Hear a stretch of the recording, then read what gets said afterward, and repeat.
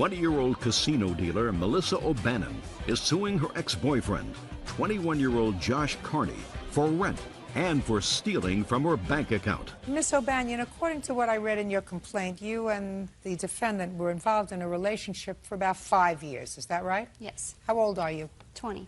20. And you? 21. And how many of those years was spent playing house together in the same apartment? About 2.5. And who are these people? That is the witness and my new girlfriend. And this person? That is my mom. According to your complaint, Miss O'Bannon, the defendant made some unauthorized withdrawals from your ATM, and he agreed to pay you back.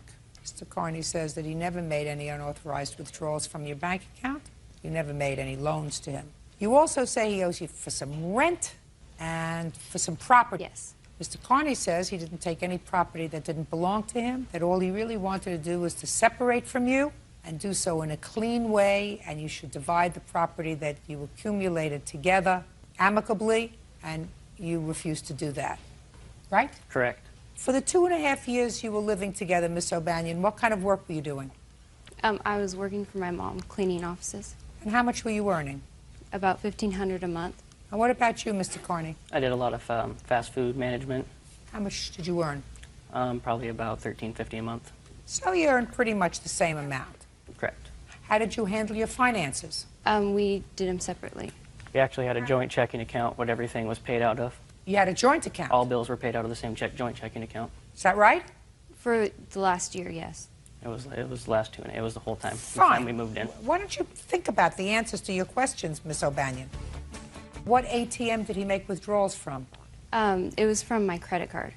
Well, in order for somebody to make withdrawals from a credit card, they have to have a PIN number. He knew the PIN number. What do you mean he knew it? He got it from you in your sleep? Well, I used the same PIN number that I used from our checking, and he knew it. Well, tell me about these unauthorized withdrawals, Miss O'Bannon. The first time he went down and took $100 to go out drinking. Did he tell you about it? No, he took it from my wallet, and when he came home from work, I asked him if he knew where my credit card was, and I couldn't find it.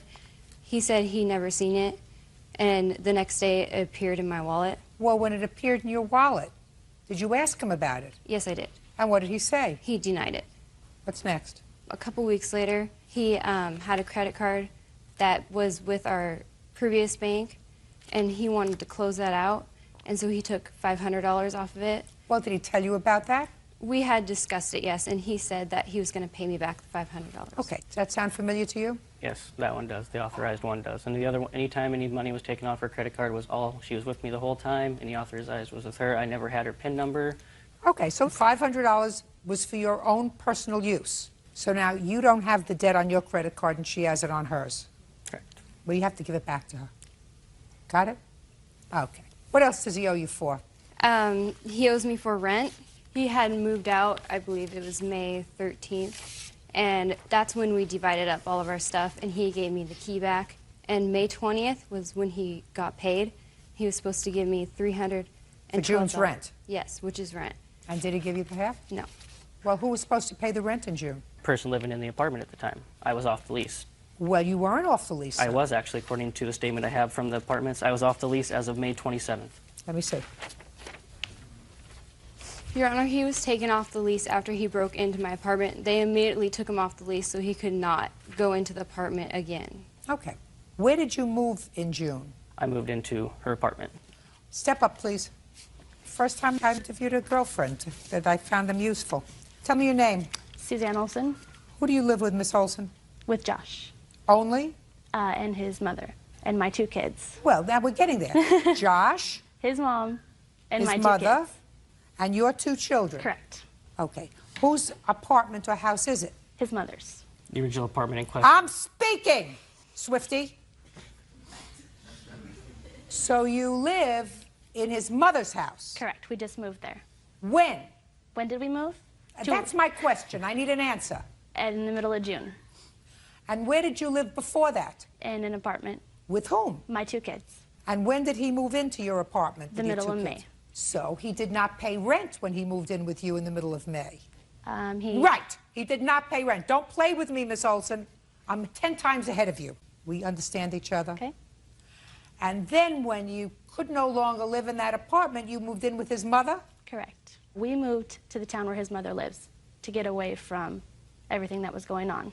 To get a fresh start. Is it your intention to get a place of your own? Correct.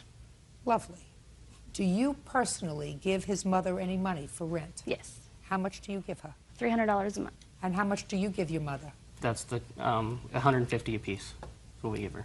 Well, why do you give her 150 apiece? She's got 2 children. The 2 children are cared for by their fathers, by child support and also by her. You're not following me, sir. There were 4 of you living in your mother's home. Correct. So you don't split this in half.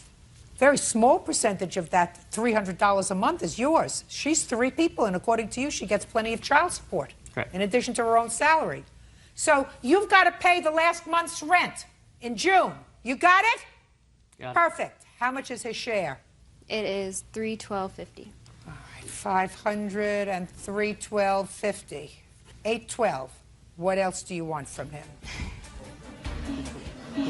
The items he stole, after he gave me back his key and had left, he had a copy that I was unaware about and had gone back and took other items after we Like split what? up things. He took a digital camera, a TV, which we did pay half and half. I'm not splitting that up. Go ahead. He took all the DVDs, and he also took a videotape of my son. That involved a child. You had a miscarriage, is that right? It was a stillborn. Or a stillborn? His? Yes. It's a sonogram? Mm-hmm. Is that what it is? You have that? Yes, You want it? I do. That's the only item I was able to obtain. Everything else was hidden, so I do want Well, it. then why don't I suggest you do this, Mr. I offered to Carney. I offered to make a copy and give it to her. Fine. Which I have Which- not yet received. Well, then do it. We'll do. Do it 5 days from today. All the rest of those things, you're going to have to get over. You understand? Okay. You owe her $812.50. That's all. Step back. 27-year-old Lisa Lane is suing her ex-boyfriend, 27-year-old Scott Eberspacher, for the cost to fix her bedroom window. Lisa claims Scott was trying to wake her up by throwing rocks. All right, Lisa, how long were you dating Scott here when he made this nocturnal visit to your house? About a month and a half. Who do you live with? I live with myself and my son. And Scott was supposed to be over, according to your complaint, at about 10 o'clock that evening. Or he's Right. supposed to be over that evening, and he shows up at what time, Scott? I got there around approximately 2:20 in the morning. Why? There was no set time, Your Honor. How old is her child? He would be 4. There was no set time? He was supposed to be 2:30 there in the before- morning is not an appropriate time to go visiting, sir. It's a booty call, Your Honor. What? It's a booty call. She always calls Don't late be night. smart. He was supposed to be Just there a before second. 9. Don't be... Listen, when I speak to you, you'll answer me. Right. According to your complaint, he was supposed to be there at 10. He wasn't there at 10. You locked the doors. He came 2 o'clock in the morning, rang the bell, whatever. You didn't answer. So he went to your window and he threw a rock at your window to get your attention. He got your attention. He broke the window. He came in. You spent the night together. Later on, you said, I want him to pay for the window. I didn't know the window was broken. All until the right. next Later on, morning. they found the window broken and you want him to pay for the window. That's what the case is. I have a videotape showing a scenario of how Yeah, how we did it. You're not dating him anymore? No. What does that mean? That was a hesitation. No, I do not date him anymore. He's too irresponsible. So you haven't... When was the last time you saw him, Miss Lane? Is not an answer, madam. I don't remember. It was like a month or so ago. And when did this incident happen? It was after the window was broke, because we joked about it, because he didn't really mean to break the window. When did he break the window? In April. Okay. She says you broke the window, sir. I didn't break the window, Your Honor. I have the text message where he says he'll pay for it. Oh. Is that dated? Yes. Okay. Show it to Bird, because he is 'Cause my I electronic... sense- I'm speaking. He is my electronic genius. And so, if you just want to give that to the judge, then. No, he doesn't give it to me. He's my electronic eyes and ears. Scott Gold, you want me to find, but I say that this is why you pay association and insurance. I will probably never talk to you again if you want to go that route, so it's up to you. What's the date of that? May Just go to the date. May 29th. Very good. And did you fix the window? Yes, I did. And I have pictures of when it was broken. I'd like to see the picture. And I have the actual rocks, too. Here's the receipt, and here's the pictures when it was broken. Do you want the rocks? You want the rocks? No. Stick the rocks back where they were. These are the best pictures you could take. I took a video flicks on my camera phone, and that's the best that we could come up with for a still shot. But I have the videotape right here that I'm not interested in it. Okay. April 27th at 2:20 a.m. is when I went over to Lisa's house. And at that time, when I did, in fact, I tossed a ball, and then I tossed a very tiny pebble the size of a dime. Did not break the window. Matter of fact, the next morning when she had walked out, we walked out together, there was no broken glass or anything to my appearance or her appearance. That's not English, to my appearance or to her appearance.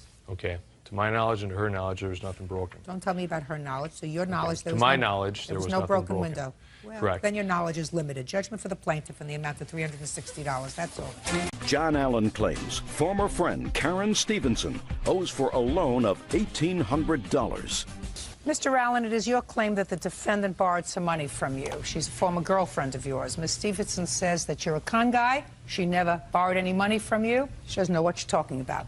Right? Yes, ma'am. Go. Okay. Yes, we were boyfriend and girlfriend, and we decided to part ways, and we remained friends. On about the middle of September, about a week before I actually loaned her the money, she called me in desperation and said Lisa had taken a checkbook that no longer existed, a checking account, wrote a check out for $1,800. She needed money, that the bank was pressing charges, and she wrote out a bad check? Yes, Lisa. Is Lisa here? No. Where is she? She lives in Florida. Who does she live with in Florida? Herself. What does she do for a living? She's a cashier. Ever been arrested? No. Ever been charged with crime? Lisa? No. Lisa? No. Okay. Go ahead. So at the time, when she called me, she said, I need this money. If I don't pay this $1,800 back. For Lisa? For Lisa, they're going to arrest me because it was drawn on my bank account. So... Oh, just a minute. Where do you live? Salisbury, Maryland. You live in Maryland, and somehow Lisa got hold of one of her old checkbooks. Yes, ma'am. And Lisa forged a check for $1,800. Yes. But there was no longer an account. Yes, ma'am. And Lisa cashed a check in Florida. Somewhere, I don't know actually, when she said, but it was a check written on this account, and it bounced, so the bank was going to press charges, and if she didn't pay the money back, they were going to put her in jail. Put who in jail? Karen. It's not true. She didn't write a bad check. Well, that's what she told me, ma'am. That sounds ridiculous. Okay. I mean, doesn't that sound ridiculous? How old are you? I'm 40, be 42 in March, ma'am. 42. What do you do for a living? I have a few businesses. I'm going back to school, getting my real estate degree, and What kind of businesses do you have? I have a business running a company. I started in 1990. What does it make? What does it do? Well, I buy and resell food as in like a Cisco or a U.S. food service. You do that now? No, right now I am in the process of going back to school. The company So now you don't do anything? No, the company still exists. I'm collecting my accounts receivables and stuff like that. Yes, ma'am. I'm still in the process. I have real estate I'm selling. I do various different things. Who do you live with? I live with my brother right now. I'm in the process of selling my real estate, my home. You're in a process of doing an awful lot, Mr. Allen. Yes, ma'am, I am. Are you in the process of going through a bankruptcy? No, ma'am. Did you go through a bankruptcy? No, ma'am, I haven't. Did you ever apply for a bankruptcy? No, Did you ma'am. ever consult with a lawyer about a bankruptcy? Yes, I have. When? I consult with my lawyer in September, August, September, October, just discussing... September of 2006? Yes, ma'am. About the same time that she was asking for some money? Yes, ma'am. Now, why would you consult with an attorney about a bankruptcy, sir? I'd just gone through a divorce that, the settlement of property had to be dispersed. I had loans with my company, just seeking my different options, out there. It was discussed, but it was never gone through. I'm in a process of selling my assets to pay debts. That was my choice to do it that way. I want to make sure all of my bills are paid. That's why I'm selling my home, other real estate. I have a $1.5 million piece of business real estate that I'm in the process of selling. What's the mortgage on it? $790,000. When did you purchase it? I purchased it in June of '04. In whose name is it? It's in my company's name. Which is? Paradise Produce Company Incorporated. Who else is a partner in Paradise Produce? Nobody. Current on your mortgage payments? Not at this time, no. They are in the process of being sold right now. Is there a contract for the sale of the property? Yes, there is a contract for the sale of the property. It's pending on other things, that's going on in the community. So, You got a lot going yes, on in ma'am, your I do. life, Mr. I'm a very Allen. active man. You're a lot going on. Yes, ma'am, I do. Okay, so She asked you for this $1,800, and what did you do, sir? I just wanted to get a sense, because I have to figure out who's pulling my leg and who's not. I wrote her this check out from one of my bank accounts. I have numerous bank accounts because I have personal things, business things, and all that.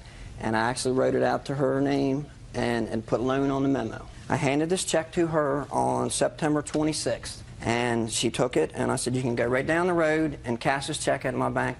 Where did you give it to her? I gave it to her in the shopping center parking lot. I met her in Del Mar, Delaware, on the Delaware side. So that night, she called me back. She says, well, I don't think I can cash this check. I've lost my license, and I don't have a current checking account. I said, well, you can go right to the bank and cash this. I said, I made it out to you, and there's money in the checking account.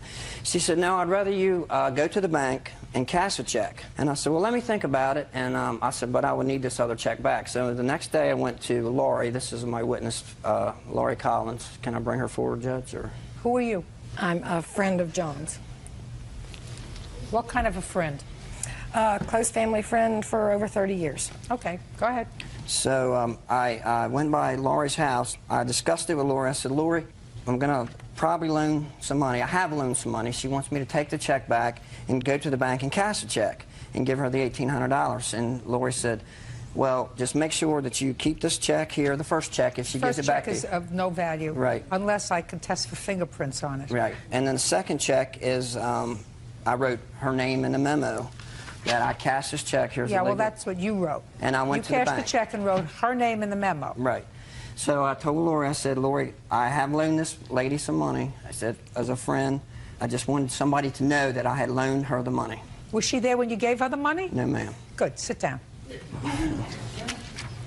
And at the time I wrote the check out, I have bank accounts with different amount of figures in it. You know, right now, $25,000 on this. If I needed it, she claims that I needed the money for myself. I don't need it. Just show me the account where you took out the $1,800. Yes, right there. Okay. Your Honor, he states that the first check that he wrote me, he had $1,800 in that account. That's the check he first gave me. I subpoenaed his bank records. $1,800 was not in there. He had Can I see it, please? Yes, ma'am. He had $72.79 in that account. Let me see. Can I see that check, please?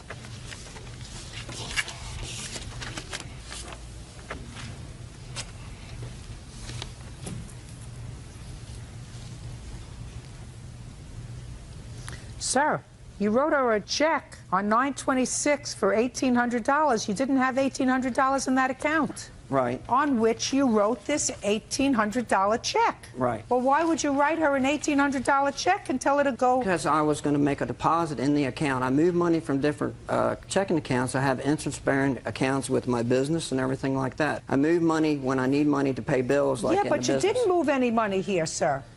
You didn't move any money here. 3 days later... She gave me the check back because she said that she couldn't cash it. I understand that. Because she didn't have a license. Listen to me. Yes, ma'am. That was not the same day, sir. You already testified. It was the next day that she called you and said, I don't have a driver's license, and therefore I can't cash this check. Right. Now, you had already told her to go and cash the check, which she could have done on 9/26. That's right. That's right. Okay? On 9/26, if she went to your bank, yes, ma'am, and deposited that check, they would not have cashed that check because there was no balance in that account. They could have moved the money from my business account, which is with the same bank, to cover my overdraft. There's no overdraft privilege in here. I'm sorry. I did lend this lady some money. Go ahead. He also says he gave me the $1,800. I was leaving that day to go out of town for a wedding. I was running around getting my nails done, my hair done. He didn't give me $1,800. Okay. Sorry. Now, let's start out with the conversation that you had with him about Lisa. There was no conversation about Lisa. He knows she was in town for maybe a week or two. She moved back to Florida. I don't have a checking account. I don't have any checks. I haven't had a checking account in 3 years. So you never had a discussion with him about a loan? No.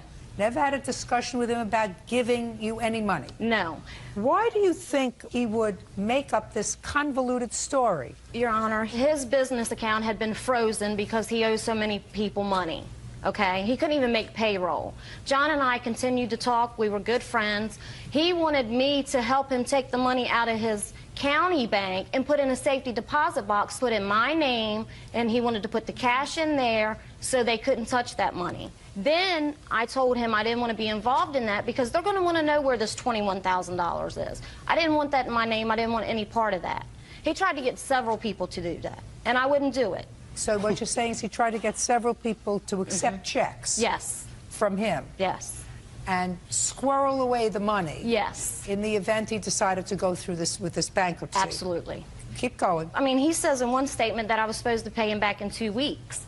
John and I continue to be friends. He had a surprise birthday party for his brother. I was invited. Don't tell me. Just tell me about the money. There was. When you told him that you didn't want to participate in this scheme, yes, what did he say to you? That he had a couple other people that were thinking about taking the money and putting it in a safety deposit box, storing his personal property so it wouldn't be auctioned off, which it has been. What personal property did he want to store with you? Pool tables, big screen TV, four-wheeler, living room furniture, kitchen furniture, I mean, bedroom suits. He had a 2-story house fully furnished. All that stuff has been auctioned off. They've been auctioned off by whom? An auctioneer. At whose? I guess at his request. I really don't know. I know that his house was for sale. Did you have an auction? Yes, ma'am, I did. To pay my debts and everything. The pool table, big screen TV, all that stuff was auctioned off to pay debts that I incurred during the divorce.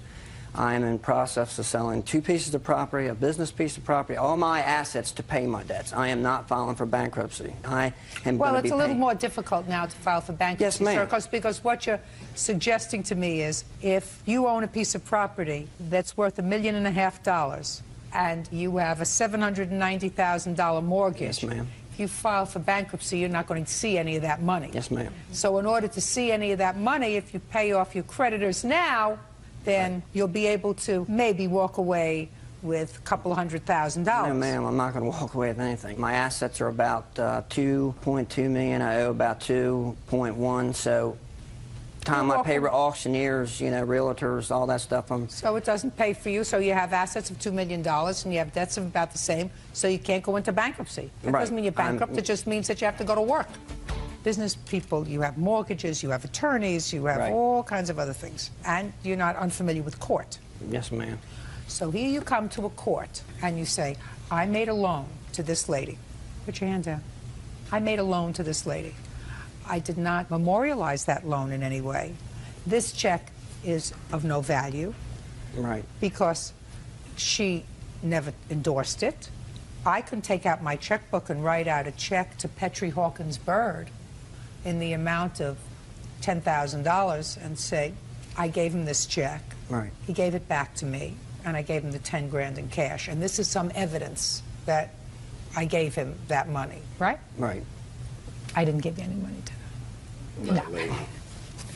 So this is evidence of nothing. Right. The only evidence that it is, sir, is that she subpoenaed this bank account, which says at the time you allegedly wrote this check out to her, you didn't have sufficient money to cover the check in the bank. Right.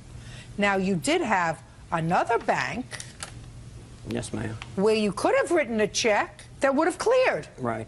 As a matter of fact, according to you, you did just that 3 days later. You didn't go to this bank where you could have moved money around. You went to this bank where you took out $1,800.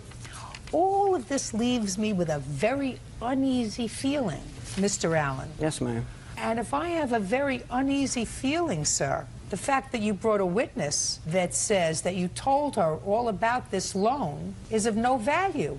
So, Mr. Allen, it is possible, just possible, that you loaned her $1,800. Yes, ma'am, I did. You understand my problem with your proof, sir? I understand. I understand. Are you sympathetic with me, sir? Yes. Good. Case is dismissed. That's all. Thank you. Eric Kim claims former friend Patricia Davis owes for car rental fees and the cost to repair her computer. Eric claims Patricia used him. Mr. Kim, how did you meet the defendant? I met her over the internet, over a dating service, Match.com. And when was your first face-to-face meeting? We exchanged phone numbers and talked, and then she needed some computer services, and I had my own computer business, so we met a couple weeks after that. Where? At her house. But you were going there really for social reasons. Is that right, sir? Social and professional. Social. Well, Don't listen, yes. Mr. Kim. Yes. Let's understand each other. I read your complaint very carefully. Okay. Your complaint alleges the following, sir. That she owes you for computer services that she agreed to pay you for. More importantly, according to you, she sort of conned you into renting a car for her for a day, and she kept the car for a couple of weeks, and you want her to pay the cost of the car. Ms. Davis says that you were a very generous fellow, you fixed her computer because you were a nice guy and you were interested in her, and you rented her a car, right? I didn't take advantage of him. No. Listen, when you have a legitimate case, don't muck it up with nonsense. Yes, ma'am. Do you understand what I'm saying to you, Yes, Mr. ma'am. Kim? You didn't meet her online because she was looking for a repairman. No, she wasn't. You met her online through a dating service because you were looking for a date. Yes, ma'am. That's not the way you get your business, right? Nope. So you went to her house, Mr. Kim, for the purpose of meeting her in person. True. Now, you knocked at the door, you rang the bell, and she answered the door, and you went, aha. Right? Yes, I did. Good. And you went inside, and what happened when you went inside, Mr. Kim? I looked around, and she had a very nice place. Good. Did you have a meal? Did she offer you a drink? Did she offer you a cup of coffee? Did you go out? What did you do? We just talked, and she mentioned that she saw... You were talking. Miss Davis, are you accustomed to inviting people over to your house that you meet on the internet? Don't you know that that's dangerous, madam? No, Is not an answer. I don't usually. I usually do not invite people over to my home. Well, why did you invite Mr. Kim? Well, we had chatted online several times and talked on the phone several times before we finally connected, and I felt it was safe. He told me he had a computer business. I did do a search online, and I did see his business online, so it wasn't like I was inviting some axe murderer over to my house. Well, you don't know that. He may have been an axe murderer with a computer business. Could have been. Don't speak. Did you go out, or did he stay in your house? He stayed in my house. For how long? Probably about 2 hours. What were you doing in the house for 2 hours? He was fixing my computer and then hooking up my wireless. Did you ever see him again? The second time when he rented me the car. When did he come to your house and fix the computer? What date was it? January? I don't even know. November. November. Mr. Kim, what date did you go to her house? November 5th, 2005. Okay. Now, she said you were there for a couple of hours. You worked on her computer. When you left, Mr. Kim, can I see a copy of the bill you left her for the repairs of her computer? Thank you.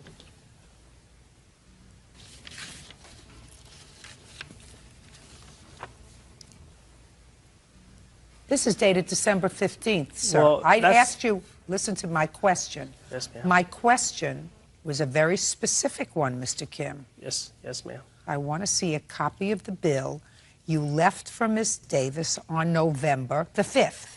And the answer is, Mr. Kim, you did not leave her a bill. That's true. You generated a bill on December 15th, right? Right. Was that before or after you rented a car for her? That was before. When did you rent the car for her? November 9th through the 17th. Listen to my question very carefully, Mr. Kim. I said to you, did you generate this bill before or after you rented the car for her? It's after. Right. So between the time you fixed this computer allegedly for money and the time you rented the car for her, you did not generate a bill. No, ma'am. How long have you been in the computer business, Mr. Kim? About 5 or 6 years. When you fix a computer, sir, do you generate a bill within the first day, 2 days, 3 days? Right after I finished the job. Right. Okay. So now, Mr. Kim, I'm giving you back this bill. Okay. Is this a friend of yours, sir? Yes, ma'am. He's going to tell you what you can do with it. Okay. So let's just forget about the computer part of it, with what I consider the potential legitimate case that we have here, which is the fact that Miss Davis took advantage of your generosity when you offered to rent a car for her for a day. Now, how did this car business come about, Mr. Kim? She explained that she needed a car to see a friend of hers in Oakland, and I said that I would rent it for her. Why? Because her credit was bad. She told you that? Yes. I didn't say my credit was bad. My credit cards were maxed out. Okay. Who's in Oakland? My ex-boyfriend. Was he an ex-boyfriend then? Yes. So what were you going to visit him for? He had surgery on his ankle. This isn't the ex-boyfriend, No. is it? Who is this? Thomas Greenwood. He's my friend. He's my... He has a car. Yeah. He was a witness to... What? They didn't catch it, but I caught that one. Listen to me. She called and said she needed a car for a day, so you agreed to rent a car for her for a day. What happened, Mr. Kim?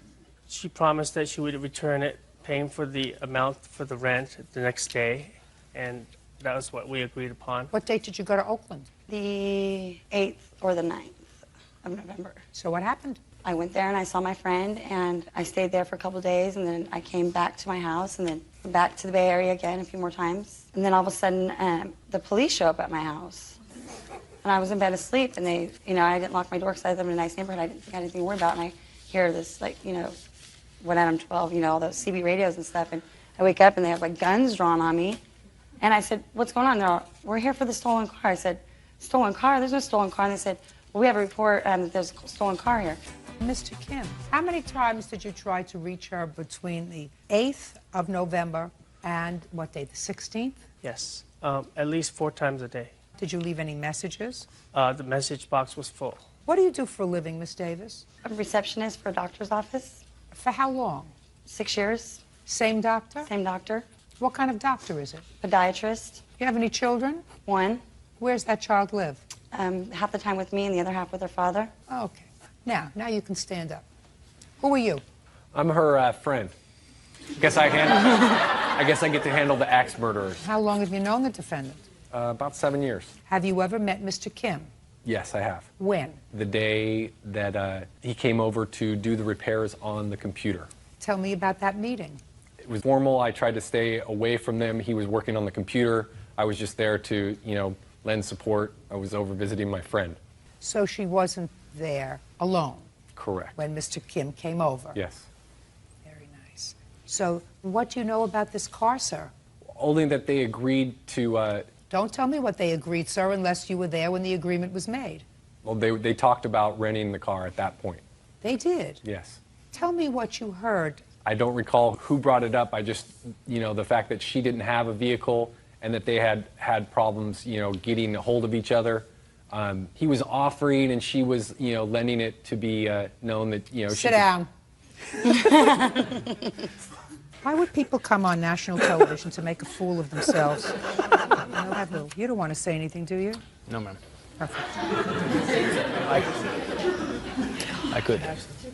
Can I say something? Shh. You see, Miss Davis, when you come to court, you have to file papers. Paper that you filed was an answer. In order to be a good witness, you have to remember what you file in an answer. Do you understand? Correct. And you have to be very careful because the judge is usually smarter than you are. Right. In this case, it's a no-brainer. Right. So, in this case, what you said was, I was having trouble getting around, and he volunteered to let me have a car, and he volunteered to rent it for me, so it would be easy for me to get around. So that when I said to you specifically, very quickly, so that you didn't have time to think, who was in Oakland? Because that you didn't mention in your answer. No. No. He mentioned it in his complaint. He said you had somebody that you had to see in Oakland that you needed to rent a car for a day. But I have guys help me out all the time. I've had a guy buy me a BMW before. Well, you must know how to do something right, Miss Davis. Nobody ever bought me a BMW. How much was the car? $11.77 and 45 cents. Now, Mr. Kim, you picked somebody that you hardly knew, right? Yes. That told you that she had maxed out credit cards, or according to bad credit, whichever one. You're a businessman. You're a businessman. I mean, maybe you thought you were going to get some of the benefits of the BMW guy, but that doesn't mean that you lay out the credit card first, sir. Judgment for the plaintiff in the amount of $1177.45. That's all. 22-year-old Chris Hopkins is suing his former friend, 22-year-old Corey Ferris, for veterinary bills. Chris claims Corey got his dog drunk during a party. Bird, what kind of cases do I hate? You hate cases where people are drunk. Yes! But they look nice. Well, they're at least dressed. They put on ties. They're neat drunks, but they're college students. Is that right? That's right, Your Honor. Yes. I have a couple of questions before I get into this dumb drunk case. What school do you go to? University of Georgia.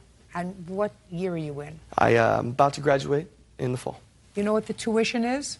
I think it's about $3,000 a year. Do you live on campus? I do not live on campus. I live just off campus in a house. And rent on the house for you, your share.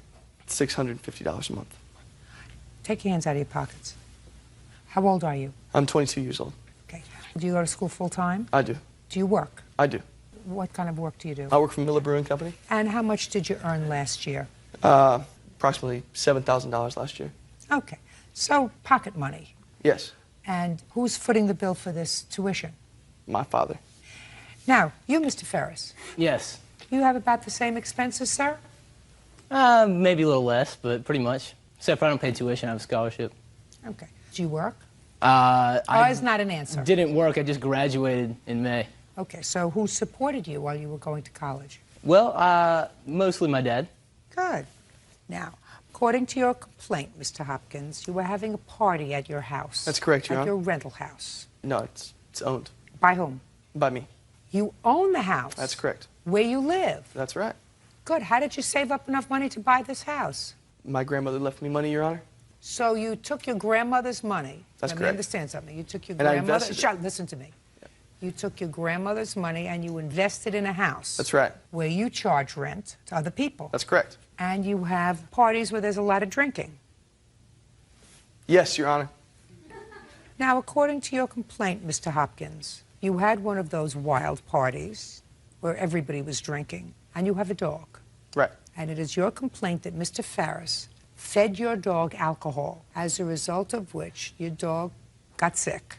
And in addition, after your dog got sick, and because Mr. Ferris and others had thrown their glass beer bottles in the yard, there was broken glass, and your dog also got glass in his paw, and you had a vet bill of almost $1,000 between the dog being inebriated and the paw that had to be cleaned up and stitched. Almost perfectly correct.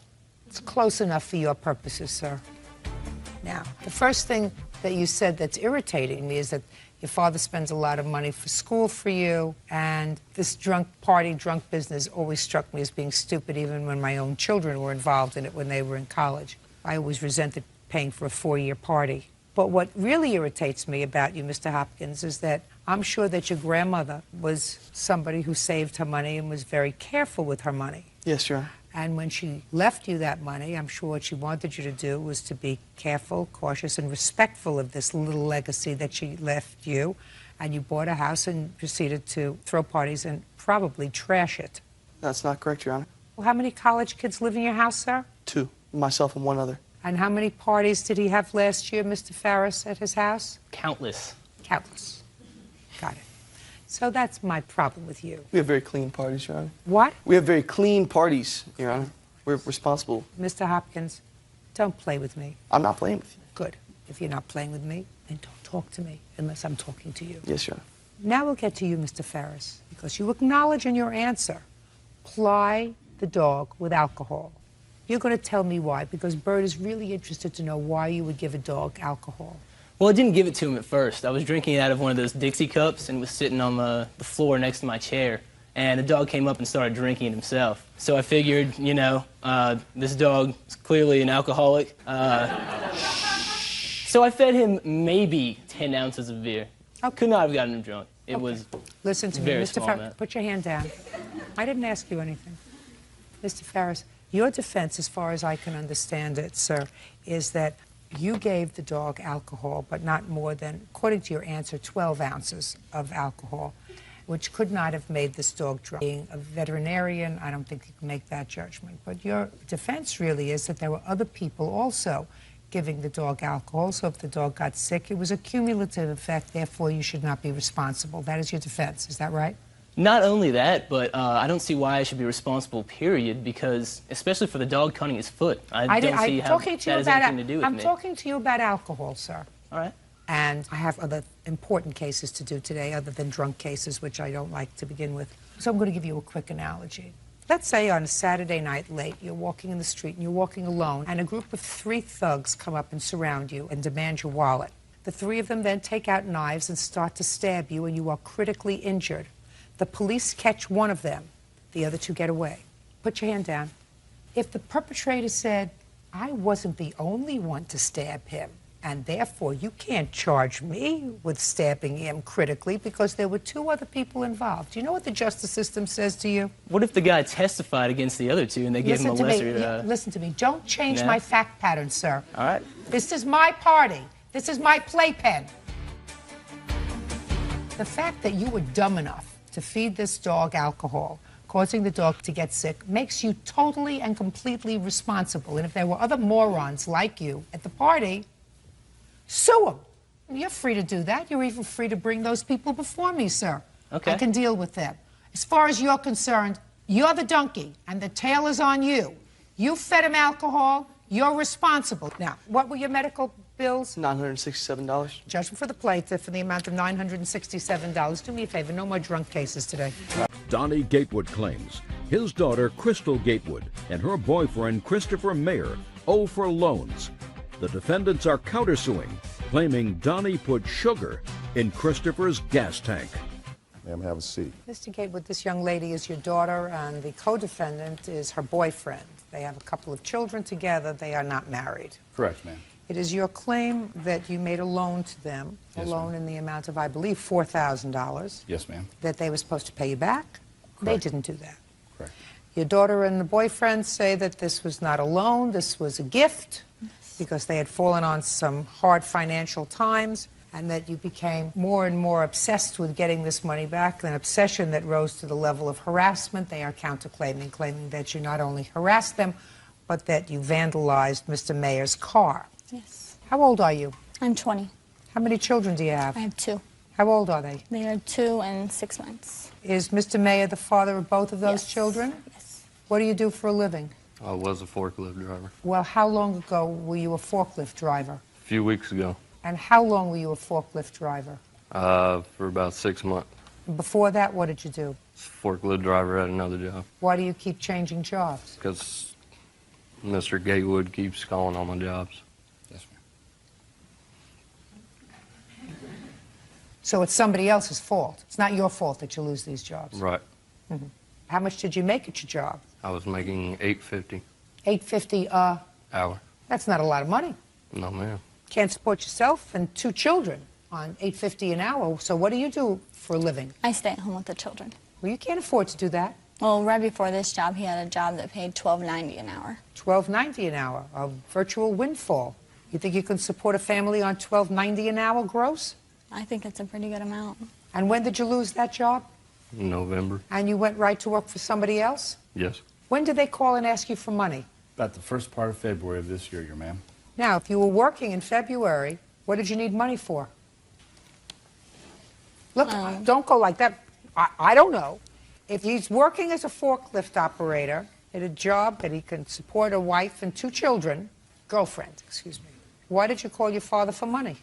Pretty much he continued to lose every job right around 3 weeks. And each time the boss of the job would call and say, I'm sorry, we have to let you go, but there's a complaint that we got from a person calling in. And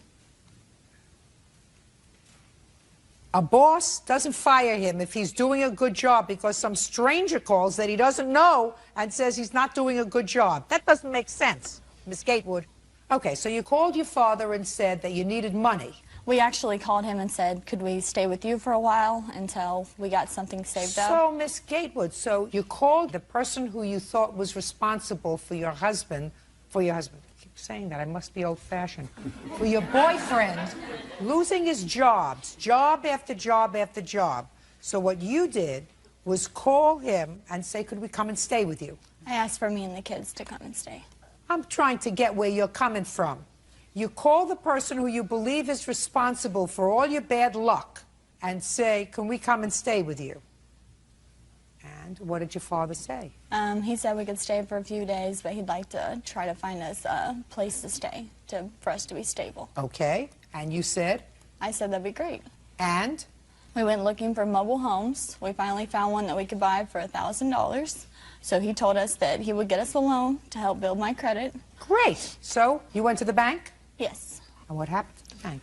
We got a $4,000 loan that my dad agreed he would pay. I didn't have a job at the time. Chris knew nothing about it. Chris knew nothing about it. When you moved into this mobile home that you found, he wasn't going to move in with you? Chris wasn't any part of the loan. He was going to live with me. Just answer my question. Yes, he was going to live there. Well, if he was going to live there, where did he think that you got the money from? I told him my dad was going to help us out. That's what we were told. It was going to be a gift. Is that right, sir? No, ma'am. All right, Mr. Gatewood, do you want to tell me your version of what happened with your daughter and this money? Yes, ma'am. At approximately first part of February of this year, my daughter called me crying, saying that she was being evicted from her apartment. Said they had no money for gas, no money for food. It was snowing. They wanted to know if they could come with me. I said, you and the girls can. That young man can't hold a job. He's not welcome. I got off the phone. About 20 minutes later, I called my daughter back. She was upset. I said, I tell you what, I'm going to help you. It's going to be a loan. You got a tax return coming. You can pay me back part of it this year and part of it next year. At that time, that loan will establish your credit. It will also gain you new residency, which it did. We got a trailer for her, 14 by 70, 1974 trailer. Got her washer and dryer. Got her couch. Got her refrigerator.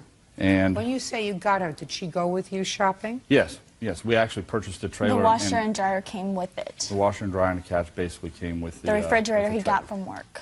Okay, for free. That's now, correct. You took out, according to you, a $4,000 loan. The trailer was, according to your daughter, $1,000. What happened to the rest of the money? That's correct. We gave the actual person that we bought the trailer from $2,800. No, we for did what? not. For the trailer and all the belongings in the trailer, for the furnishings. You have proof of that?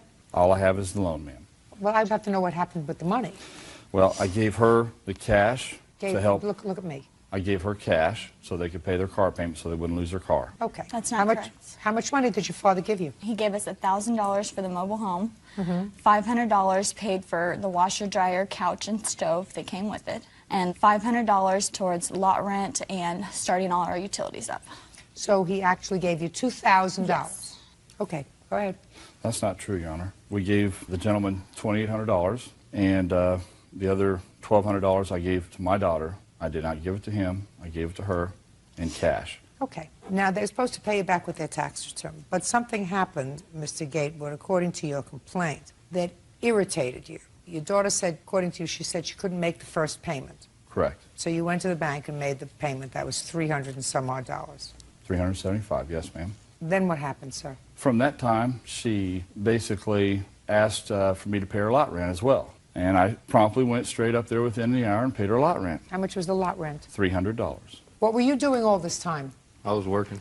Why wasn't your rent being paid? Actually, he went up there himself and paid it off, and But then why gave her wasn't a your phone rent? call. Listen to me. He would not have known to pay the lot rent unless somebody told him that the lot rent hadn't been paid. Well, our deal I'm was... not asking you.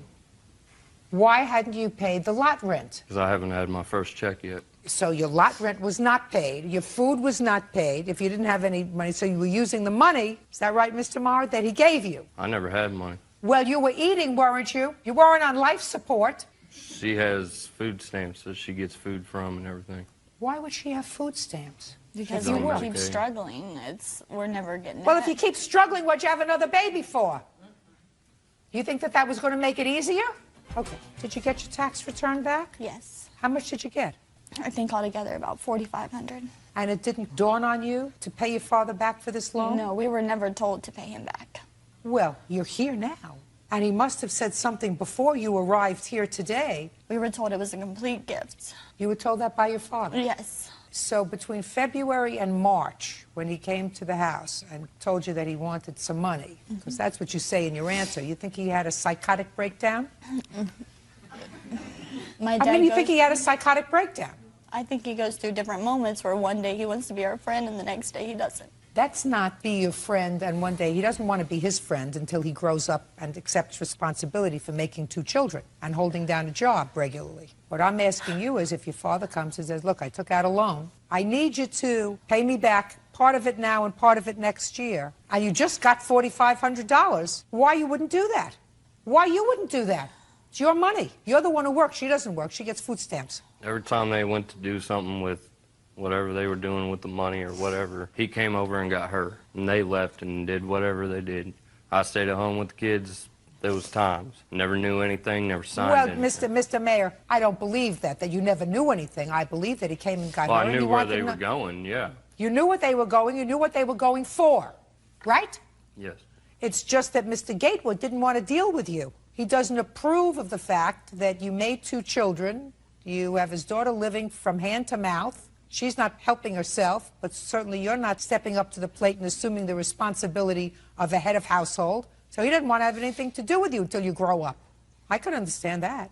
So he takes his daughter. That doesn't mean you're a defendant, because I don't think that you made your arrangement with him. I think you made your arrangement with her. I made it with both of them, ma'am, and he knows that. No. Even you tell me that you didn't make the arrangement with him. You went to the bank with her. Not initially on the phone, ma'am, but when I went over to their trailer or to their apartment before I went to the bank, I told them that that's what was going to happen.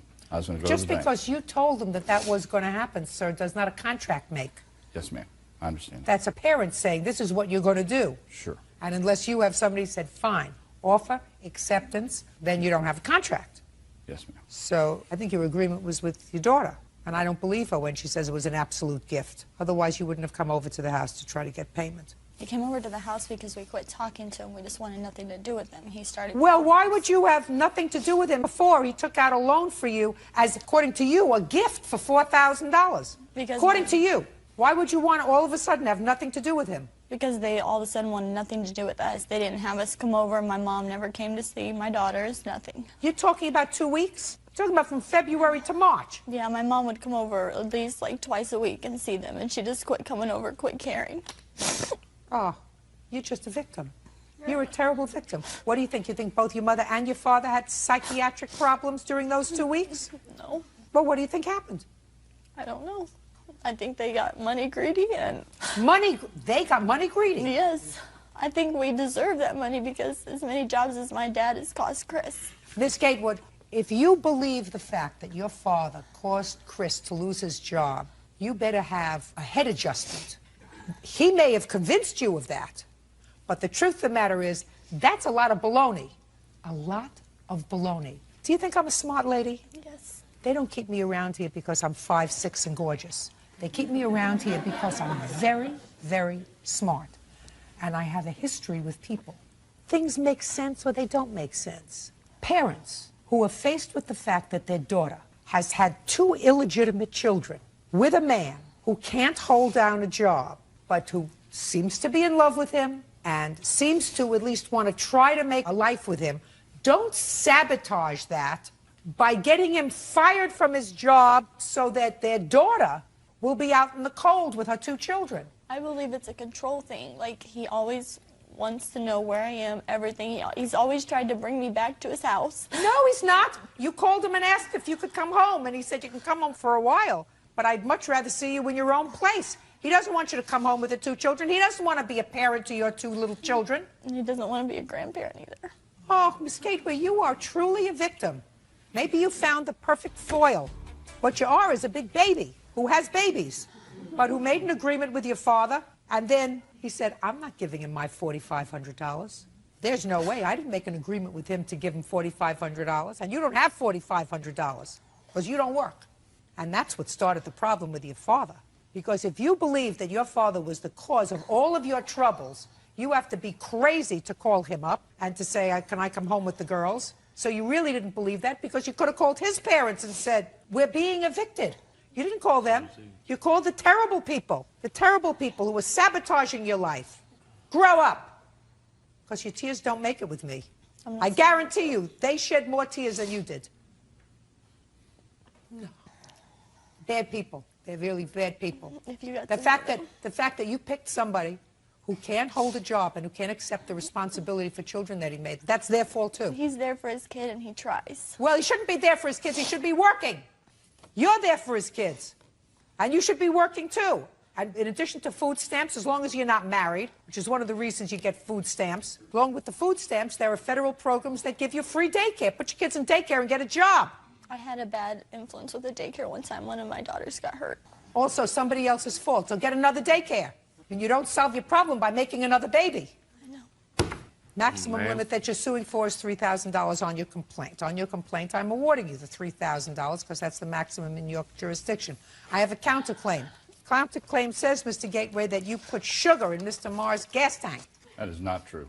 Go ahead. Prove it. We got a call from him about 5 minutes before. Who's we? Chris received the call. I was over there and also Chris's best friend. And he said... Wait just a second. You were over where? I was at the house. But you didn't get the call? No. I wasn't Fine, answering any phone calls. Fine. Then you tell me what the call was. I'll answer it. It's Mr. Gatewood, and he says, well, since you guys aren't going to cooperate with me now and blah, blah, blah. No, I don't want to hear blah, blah, blah. Blah, blah, blah I can get when I speak to my 3-year-old grandchild. I want to hear what he said to you, Mr. He said, Marr. since you guys don't want to cooperate with me now. Don't want to cooperate. Those are the words he used? Since you guys don't want to cooperate with me, go ahead. There's sugar in your gas tank, and I hope it blows up. So what did you do? We went out and checked the gas tank. Immediately hung up the phone, went outside. Me and my friend went outside.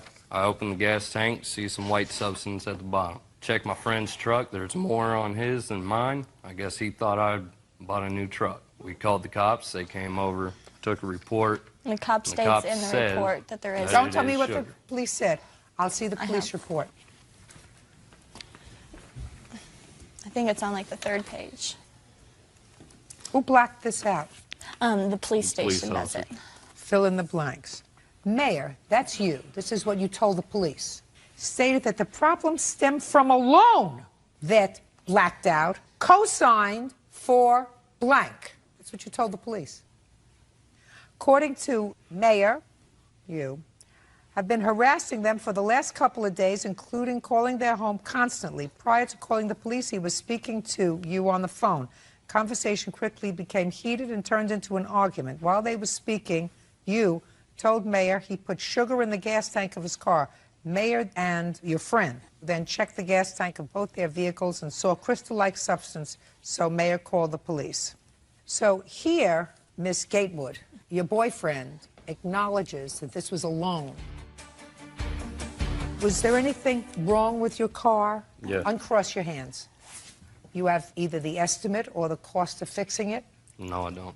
Well, where is it? I let my friend fix the filter of my car. So you had no damages? No, you had to change the whole complete I had to change the filter filter of my gas tank. Well, where's the bill? I paid him $100 to go get the filter and fix my car. So what you're telling me is you have no proof that there was any damage done to your car. Right. You owe your father $3,000. Who knows whether he's going to be forever? When people get married in this country today, there is a 52% chance that the marriage will terminate. When people start off like the two of you starting off, the expectation is that statistically you will not know what he looks like in 5 years. Very great. You only have in your life 2 parents. Those 2 people. I would suggest that you think about that. I would also suggest that you think about the fact that certain things make sense and certain things don't make sense. And if it doesn't make sense, it's usually not true. And the fact that he has convinced you that the cause of his problems at work is your father is just ridiculous. It doesn't make sense. And if it doesn't make sense, it's not true. Judgment for the plaintiff in the amount of $3,000. Mamie Carter says her son's former friend, Michael Powell, damaged her home while she was on vacation. Mamie claims Michael threw parties the entire time she was gone. Miss Carter, you hired the defendant to sit while you and your son went on a vacation. And according to your complaint, you came back and found your house trashed, some alcohol missing, and the place generally a disaster. How old are you, Mr. Powell? I am 27 years old currently. And what do you do for a living, sir? Currently, I'm a waiter, and what were you doing when you were engaged by Miss Carter? Full-time college student, Your Honor. Full-time college student at age 27? I'm on the 10-year plan. Where were you living? I was living... Why are you gazing up at the stars? I'm sorry. These are not hard questions, Mr. I'm sorry, Powell. Your Honor. These are not hard questions, sir. I'm sorry. I live Where in were you living at the time that you were retained by Miss Carter and you were a full-time college student on the 10-year plan? I live in a duplex near downtown San Antonio. With whom? With a roommate of mine. And who supports you? It's not an answer. The state. How does the state support you? Student loans, Your Honor. You've been getting 10 years' worth of student loans? No. That's why I've been in it for so long because I've been working as well as going to school at certain points in time. So that's why I'm 27 and still in college. How many credits do you have? So well, you don't mind if I go through this with him, do you? This have a is good time. fascinating. I'm going to have a good time. You know. Sometimes the job demands you have a good time. Sometimes. I'm a little bit indecisive, Your Honor, so I've changed my major quite a few times. So probably I have accrued close to 160 hours in school. What do you want to be when you grow up, Mr. Powell? Where does your family live, Mr. Powell? They live in San Antonio, Texas. Is that where you come from? Yes, born and raised. Are you friendly with your parents? Yes, very much so. Did they give you money? When times are rough, yes.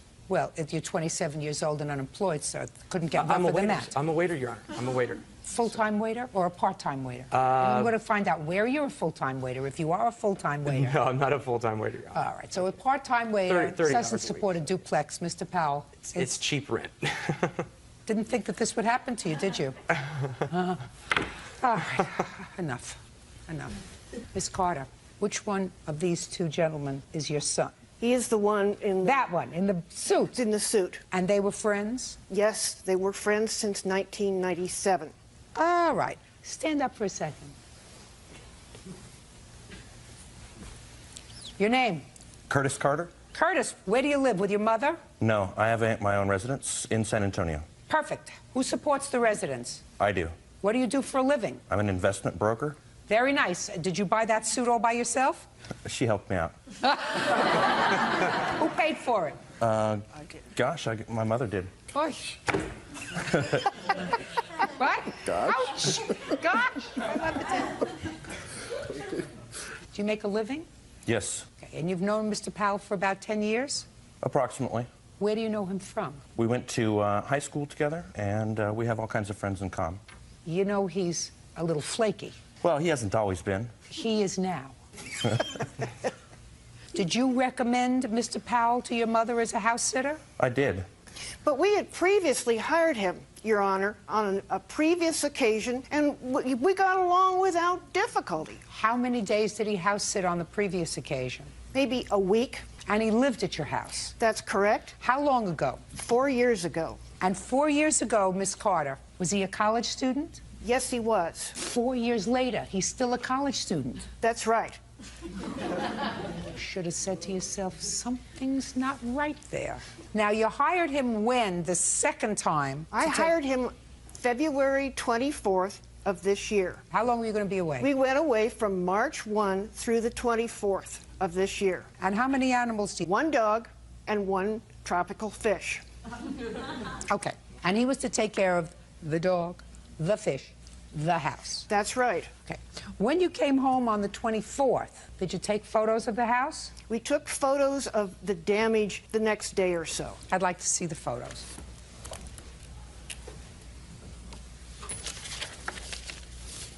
Are you an otherwise neat person? Not particularly. Now, where was this brick wall? The brick wall is outside my kitchen. Somehow, it was knocked into the driveway. A 4-foot section of it was knocked in. Your Honor, okay.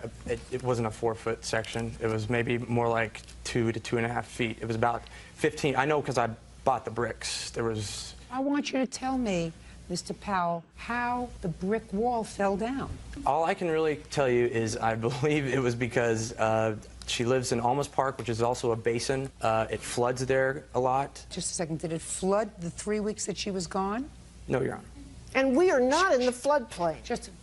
You have to give him a chance, Miss Carter. Don't interrupt him. Either way, Were you leaning against it? I was leaning against it, indeed. You were leaning against it when it fell over? When it started to tremor, and then, boom, fell down about close to 15 feet into the driveway. But I also have leaned against it. I told you, don't interrupt him. So you were leaning against the brick wall, and it fell over into the driveway? Indeed. And you tried to fix it? Indeed. Indeed, I did. Did you fix it? To the best of my ability, I had my friend over here, Jason, and his brother-in-law, who does construction and mason work. 27 years. Helped to put the brick wall back together again. And I even planted flowers in the flower pots because I felt bad about the whole situation.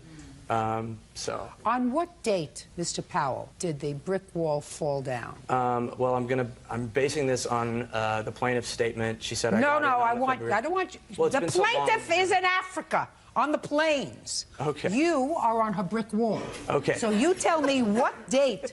Let's go back a second, Okay. Mr. Powell. You're 27 years old. Yes, Your Honor. You're a 10-year veteran of college. Yes, Your Honor. How many brick walls in your life have fallen down when you were leaning against them? None since that one, Your Honor. Before this one? Any before? No. So that would be an event that you would remember. Now, Indeed. on what date did the brick wall fall down? February the 27th. That would be before she left. Oh, I thought she said she left the February the 25th. See, this is the problem here, Your Honor. It's been so long since the whole incident has occurred. I really don't, dates are kind of a problem for me to recollect at the time. Life is a problem for you, Mr. Powell.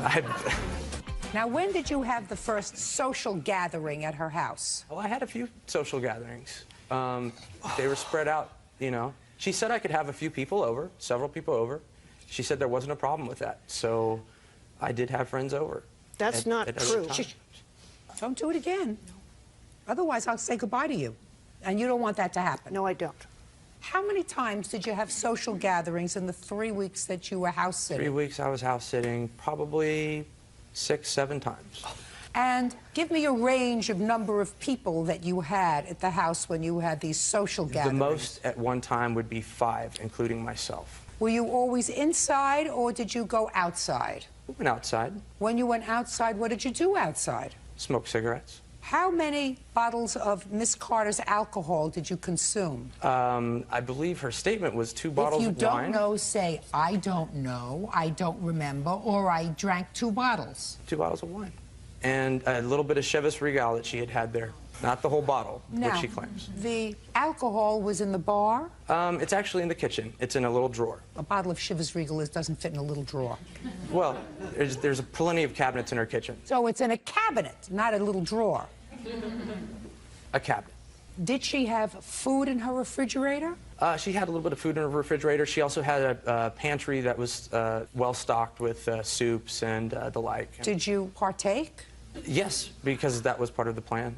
She offered to let me eat and drink, so I did. I didn't have a lot of money at the time. Were you supposed to get paid for watching the house? Yes. I believe the agreement was $10 a day for 25 days, and I was supposed to receive $250, which I never received. I mean, she wouldn't answer back my phone calls after the first day, so I had to get an attorney. Because through my circle of friends... You got an attorney? Yeah, because I heard... Well, you hired an attorney? Yes, because we share... Kurt and I share... Her son share the same friends. And so you hear a lot of rumors and hearsay, and I was hearing she was bringing detectives into the house and doing all this, you know, meticulous research, and I felt like my best bet would be to get an attorney.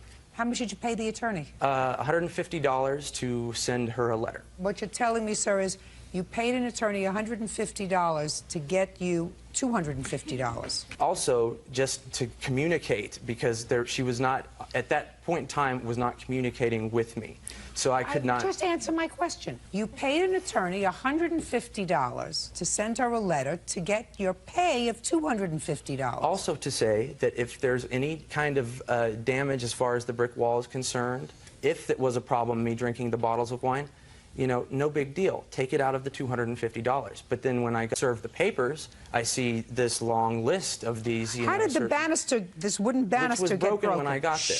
The wooden banister was broken when you got there? Yes. Split in 2? It was split in 2. Is that right? Yes, it was split in 2, but it was not split in 2 prior to my leaving on the trip. No, just a second. That's what I'm saying to you. Was the banister split in 2 when he came? Yes. Was the banister broken before he came to house sit? No. Well, you have to listen to my question. When you came home, how did you find your pets? My dog was in good condition. Good. Well, at least he did something right. What about the fish? The fish was still living. Also, a blessing. Yes, I agree.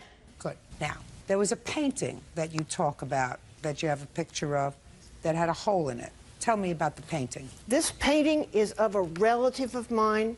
It's a great painting, by the way. Thank you. It's a village blacksmith. It's a family heirloom. Tell me about the damage to the painting. It is museum quality, and I discovered that it has a puncture and a rip or a tear in it, and the heavy gold relief frame had been broken off and damaged in it. Was it hanging on the wall when you came home? Yes. But hanging on the wall damaged?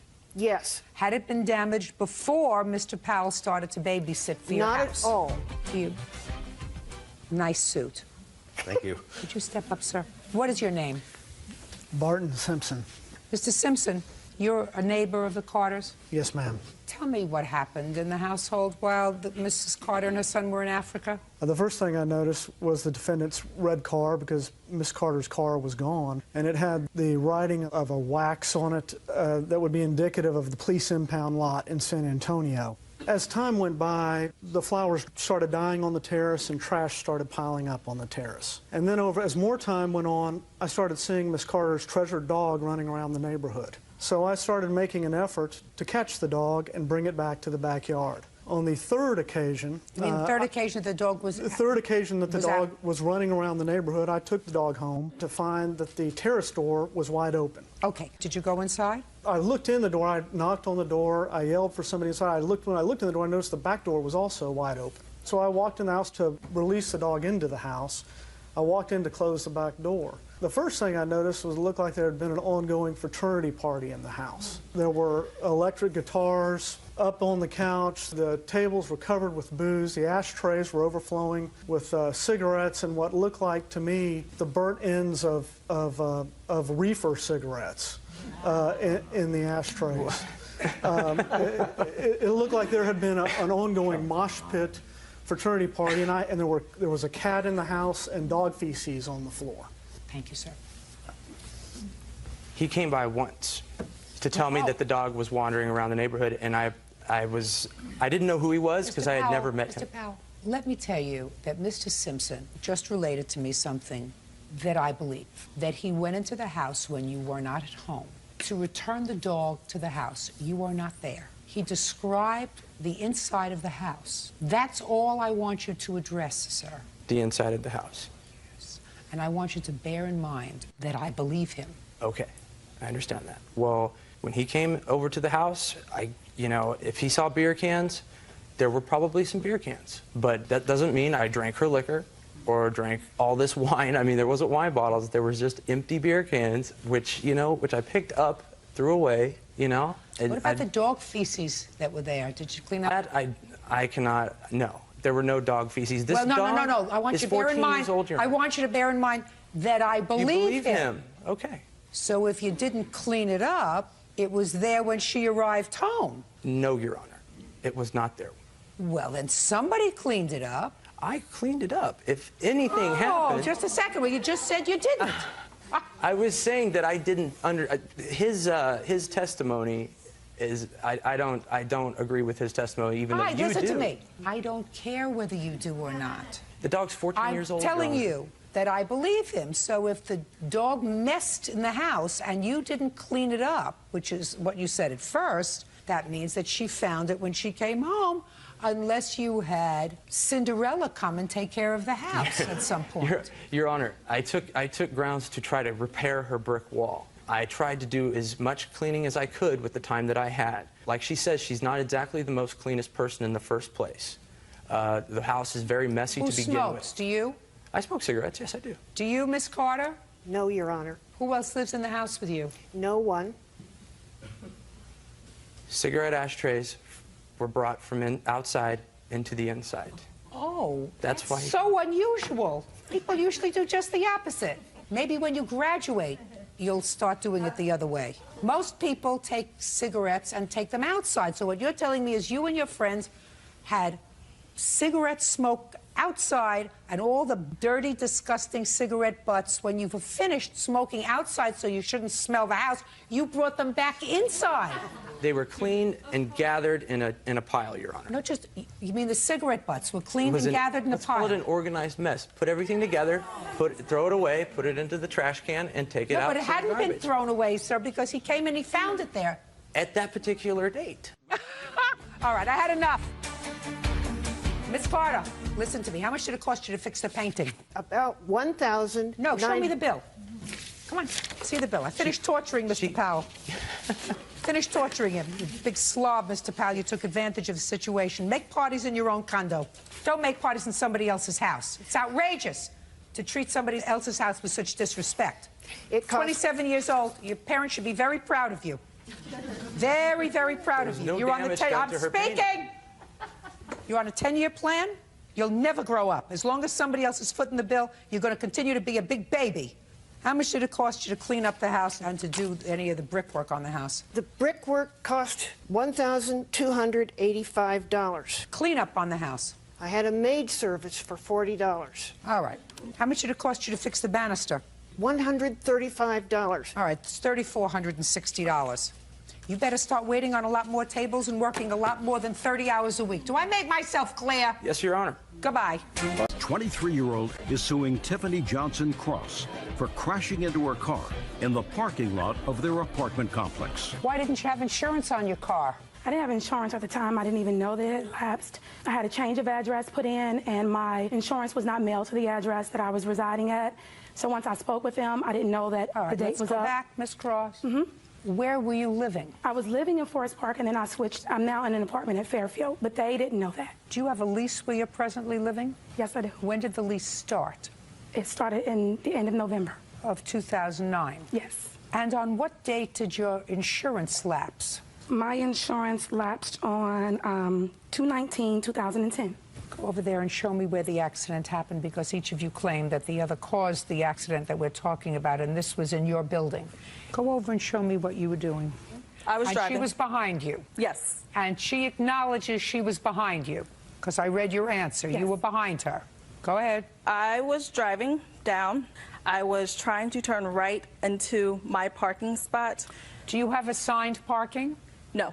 So you go where there is an open spot? Yes, ma'am. Okay, go ahead. I was turning right into my parking spot when she tried to go around me to the right, and which led her to coming, hitting my passenger door and fender. So she went around you on the right? Yes, ma'am. And where those lines are, I assume there were these lines? Empty spaces? Yes, ma'am. Okay. Now, you can step back. Now you go over Miss Cross and show me your version of what happened. You're behind her. Yes, I was behind Miss Cawley, and she turned to the left. These spaces here were full. It was 9:30 at night. There were no spaces right here. She turned to park to the left. I proceeded to go past her because she did a complete left turn. When I proceeded to pass her, Miss Cawley, I guess she may have saw another space, and she wrapped back around to the right, and she hit me. I'd like to see pictures of the car.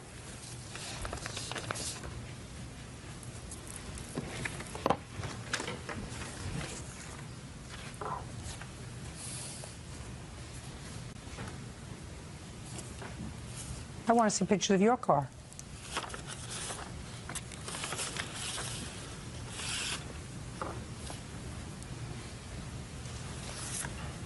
You hit her. She didn't hit you. No, the damage to my car was more than that, but because of the apartment place we live in. You hit, I'm looking at her car. You hit her car with the front of your car. No, the damage is actually on the side. If you look at the other pictures, it's actually on the side of my vehicle, and that's on the corner. It's not in the front.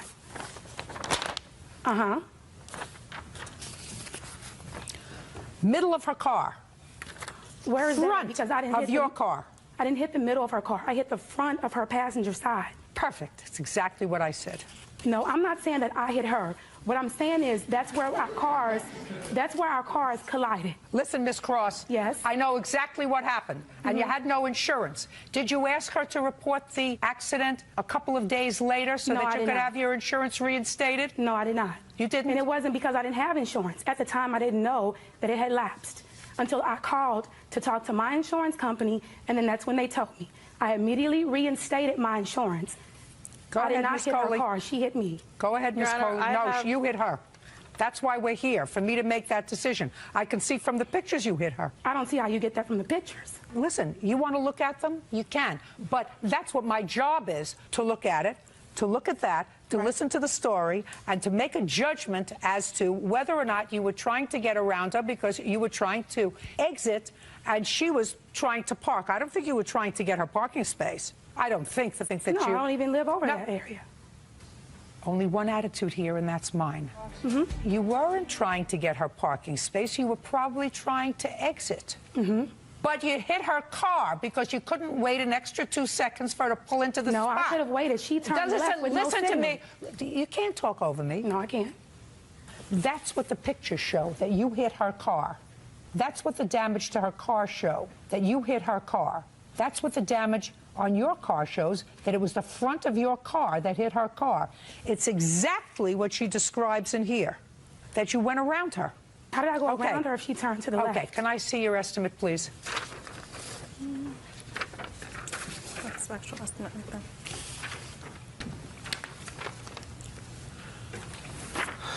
You still living there? No, ma'am. When did you move? I moved at the beginning of April. Was your lease up? No, ma'am. Why did you move? I moved because I had 2 jobs. I lost my main job because of the fact they shut down, so I moved back in with my parents. Judging for the plaintiff in the amount of $1,954, you count the claims dismissed. Parties are excused. You may step out. Robert Skelsey says ex-girlfriend Chalise Roberts owes for rent and the return of his clothes.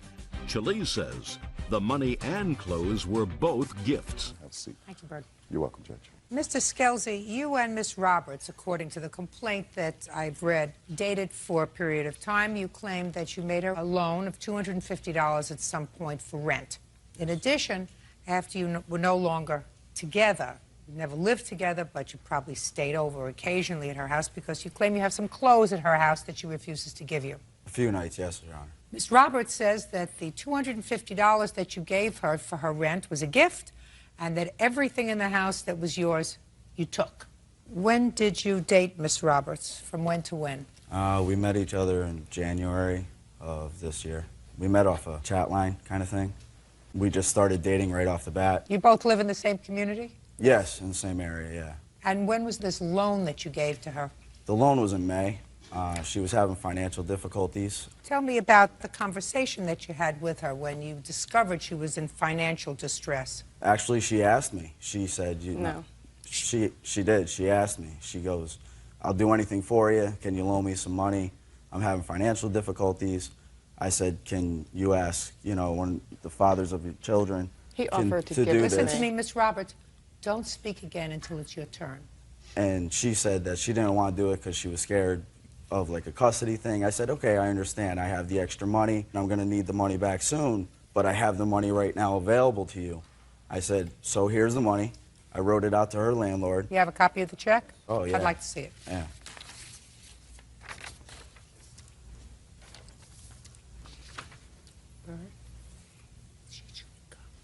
Chewing gum? Yes. Ah, you shouldn't do that.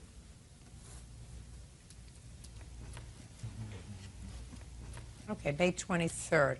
Was she late in her rent? She wasn't working because she was sick. No, so no. was she late in her rent? No, I'm asking you. This is dated May 23rd. Was this for May's Yes. rent? Yes. So you were almost a month late in your rent?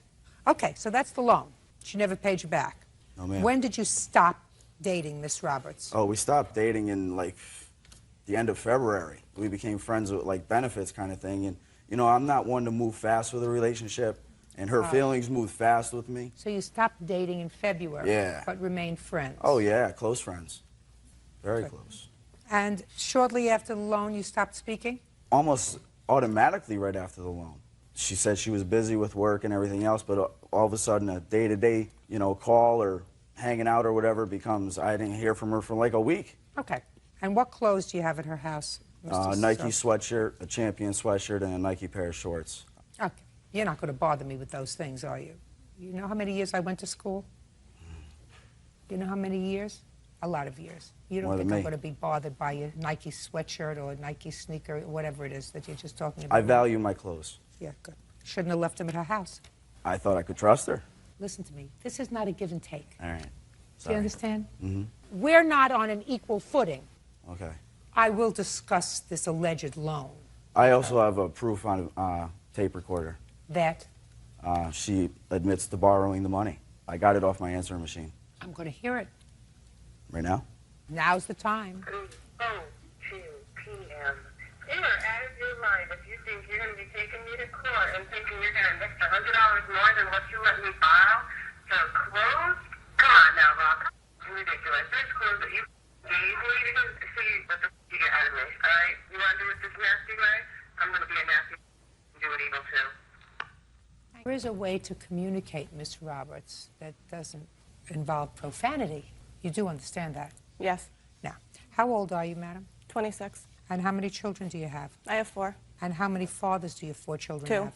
2 for the youngest, 2 for the oldest? Yep. No, she told me. Sorry. How old are your children? 9, 8, 6, and 5. Okay. Why did you run short of money? Because I was out of work, I was sick. What was the matter with you? I had strep and mono. For how long? For 2 weeks. So what did you say to the plaintiff? We were friends. I cried to him that I was late in rent. He offered to give me the money. At first, I said I didn't want to. And then, like a week later, I mentioned it again, how I was stressed out, and No, he you offered didn't mention again. it again. That's not a mention. First, you told him, you cried, offered you the money, you said no. Okay, then it's over. You say no. Right. But then a week later, what did you say to him? Then I was crying again, stressed out that I was behind, and then he offered again. And then I said didn't yes. offer you ass. Shh, shh, shh, shh. Remember what I said to her? I did. Sorry. So he helped you out with the rent. Yes. And then you went back to work. Yes. So why don't you pay him back? Because then I got threatened with court. Can I explain? Well, just a second. And it wasn't a loan to begin Just with. a second. You know you have to pay rent. Miss Roberts, listen to me. Rent isn't something that comes up and bites you on the behind like a surprise. You know the first of every month you have to pay rent, right? Yes. This isn't an unexpected medical bill, an unexpected bill because your generator broke in your car, an unexpected bill because the brakes went dead. This is a set bill, you know. $250 for rent. Your Honor, can I explain something? Yes. She said she was going to pay me on a certain day. I didn't get a phone call. I tried calling her 1,000,000 times in one day. I went to her house, not trying to harass, but, you know, make good on the deal. We're friends. Why are you going to avoid me? And then she tells me that she's stiffing her landlord because she wants to get out of her lease. So what makes her think she ain't going to stiff me? Just a second. What do you mean she was stiffing her landlord? What is She that? doesn't even live at her current address. Yes, I do. Well, you told me you were going to stiff your landlord, and your How phone do you, got no, shut listen off. to me. Did she explain that to you, sir? How she was going to stiff her landlord just by not paying him rent? Said that she wanted to get out of the lease, and the only way she could get out of it is by not paying her rent. So then I'm why still did you at give my her 200? address. Shh. Then why did you give her $250? Because she didn't have the money for rent, and her landlord said she'd get thrown out on the street, and I did it for the kids. I didn't do it for her. All right, Miss Roberts, was he annoying you after you stopped taking these phone calls? He wasn't annoying me. We were still really good friends. And we went for a walk one time. I do long walks to exercise. He came with me, and he asked me how come I haven't talked to him really, how come I seem so distant. And I told him because I was kind of seeing someone else, and he got mad. Oh, that's a lie. Shh. Just I knew you were, though. Just Oh, you were dirty. listen to me. If you open your mouth again, I'm going to say goodbye. Do you Okay. understand? Yeah. Wow. Do you understand? Yes, ma'am. You got to understand, please. I'm sorry. Miss Roberts, I want you to pay very careful attention to me. My sense is that you've made a certain amount of mistakes in your life. I think based on your history that that's a fair statement. You have 4 children, only 2 of them live with you. You got yourself in a financial pickle to the extent that you couldn't pay rent at your age with 4 children.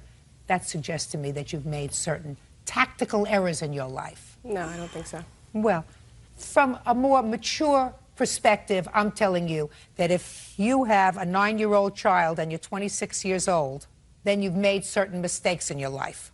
You have to It's wait not a until you mistake grow just up. because I had a You have young- to wait until you grow up to have children. Otherwise, you have 2 children who don't live with you. Now, That's not even what a you don't want to do is make another mistake. Uncross your arms. I'm sorry. He can be a problem. I want you to take that from somebody who has been around people for a very long time in this circumstance, and I'm telling you that if pushed, he can be a problem. So what you have to do is you have to say, do I want another problem in my life? Do I want this man angry with me, lives close by, I have a new relationship? Do I want him to have any connection to me that I can avoid? If not, and the only thing that's holding us together is a $250 rent check and a Champion sweatshirt, I can either have peace or I can have grief. And if you're a mature 26-year-old, you say, 250 bucks? Price of peace? It's well worth it. Do you the understand? Only payment do he you wanted back was sex listen to me. for that money. Do you That's all. understand? So he Do walked in. do you understand what I'm saying to you? Does that make sense to you? For $250 and a Champion sweatshirt, I can have peace, or I can have him annoyed with me, feel as if he's been used, feel as if he's been taken, feel as if he's been abused, feel as if he's been made a fool of. I did all the work there, too. So, Not ever again. do you understand what I mean? He can't control himself. Oh, I know. That's what you want? No. You're an idiot if that's what you want. So I'm going to help you along. Judgment for the plaintiff in the amount of $250. That's all. Rhonda Vito is suing the mother of her son's friend, Anna Betancourt, for the cost to fix a dirt bike. Rhonda claims Anna's son, 17-year-old Sean, rode her son's bike without permission and wrecked it. Miss Vito, which of these two young men is your son? Anthony, the first one. How old are you, Anthony? 16. How tall are you? 6'1". What do you feed him? Pasta. Pasta? Which one of these two young men is am I going to grill today? Sean. Ms. Betancourt, and this is your son, whose name is Sean? Yes, ma'am. Ms. Vito, it is your complaint that Ms. Betancourt's son drove your son's dirt bike without permission, got into an accident, and damaged the bike. You believe Mrs. Betancourt should be responsible for fixing the bike. Ms. Betancourt said that her son did have permission to ride the bike, that he was injured, that you're just lucky she's not suing you for the injuries because he broke an ankle. Is that right? Yeah. And your son gave her son permission to ride the bike, so that's it. Shouldn't be here. Anthony. Yes. Anthony, when were you riding the bike when it was running? What date was the last date before this incident? You have to look down at a piece of paper? No. What date? May 8th. And where were you on May 8th?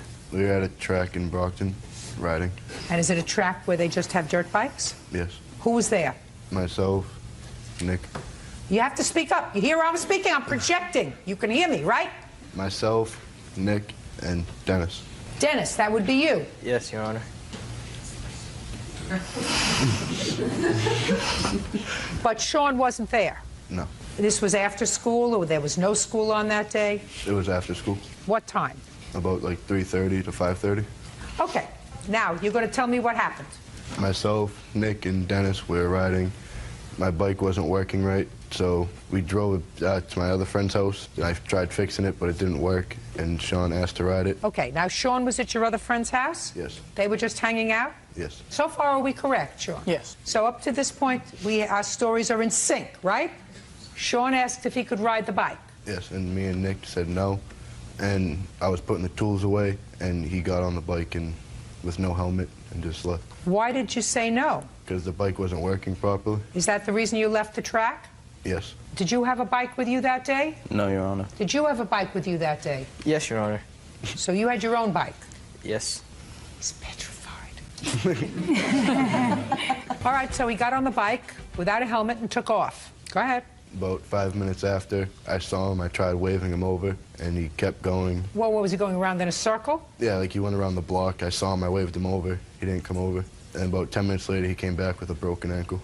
By the way, state of Massachusetts, are you required to ride with a helmet? Yes. You're also 16, Sean? 17. 17? So you're older than he is? Yeah. Right? Yes. I start eating more pasta. I don't like pasta. Okay, let me hear your version. You're at your friend's house. He comes by with his bike. Go ahead. He came by with his bike. They were fixing it. Dennis rode the bike. Talk back. Came by and they were fixing it. Yes. Were you outside when they were fixing it? No, I shut up there. I got out after they were done fixing it, and I came out and... Well, how did you know they were fixing it? Because they told me that after. After what? I crashed. After the crash? Yeah. Not before? No. So you showed up after they had been fooling around with the bike? Yeah. Go ahead. And then Dennis was riding it, and then when he stopped riding it, I asked if I could ride it. He said no. I asked him again. He said no, and then I just hopped on the bike and rode it. Because I rode it again, so I didn't really think it was a big deal. Did you tell that to your mother? No. No, ma'am. He didn't tell that to you? No, ma'am. He had an epiphany here. Right? Yeah. Sean, you had an epiphany here, right? You know what that word means? Change of heart. You had an enlightenment. So this is the first time your mother's hearing that he said, no, you can't ride the bike. Now, do you think that if your mother knew that you didn't have permission to ride this bike, that we would be here today? You stole the bike, right? If you ask the owner of a bike, a car, something, can I use your vehicle? And they say, no, you can't use it. Oh, I'm going to use it anyway. Go get rid of your tools. While you're getting rid of your tools, I'll get on the bike and ride it. Sean, what do you have to say for yourself? I don't know. Miss Betancourt, you changed your mind?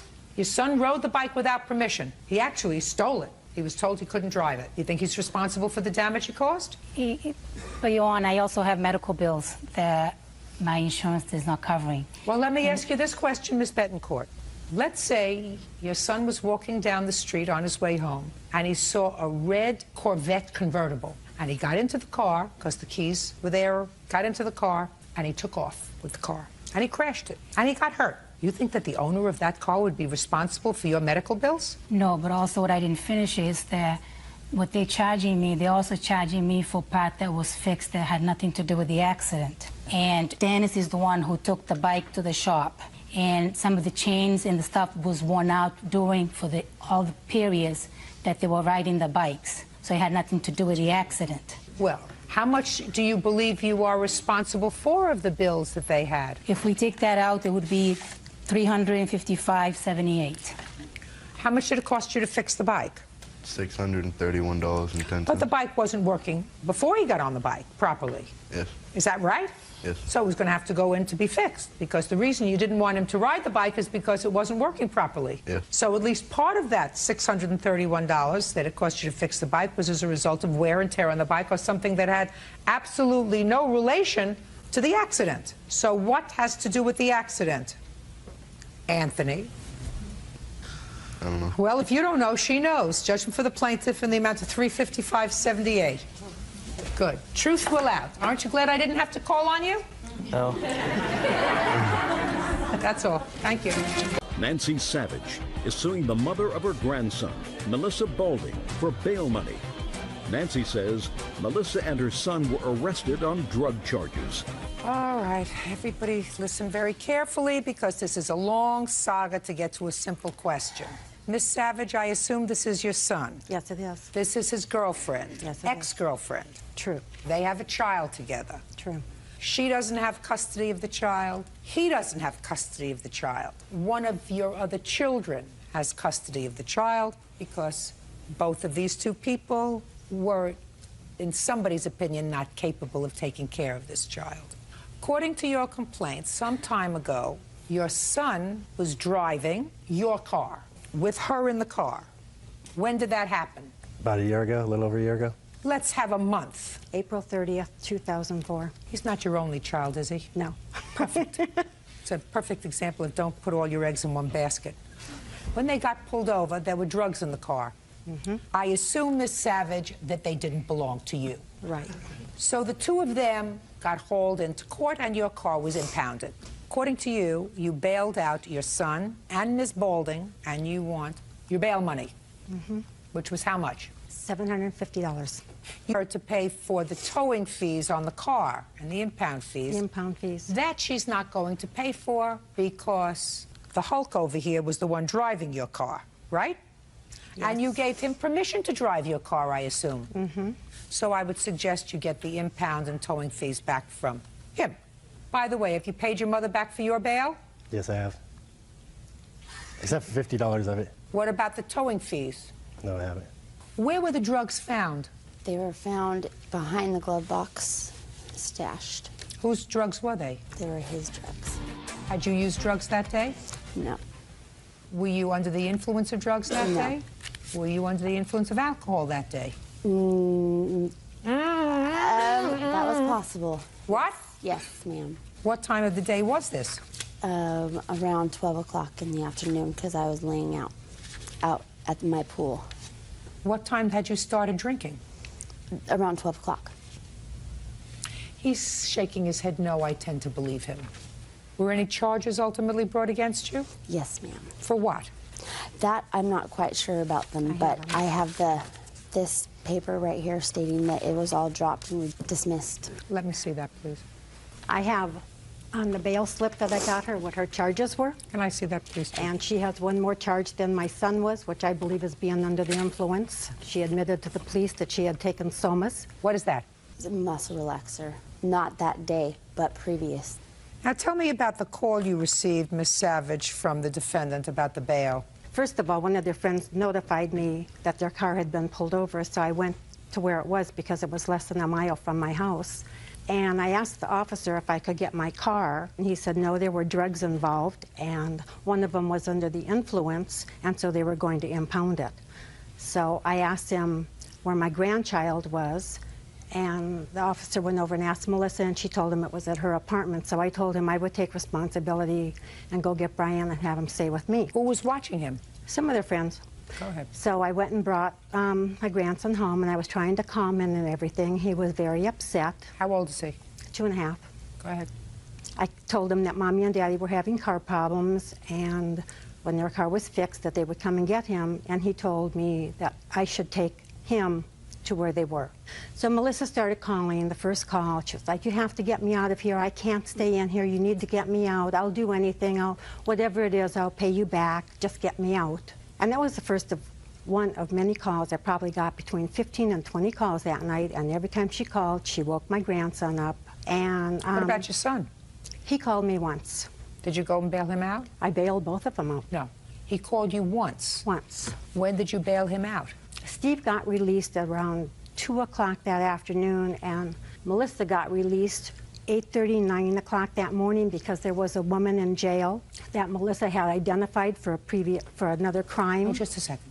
This incident happened at 12 noon. No, the incident happened at like 10 o'clock that night that they were pulled over. Yes. Oh, so she had been drinking from 12 noon until 10 o'clock at night, according to her.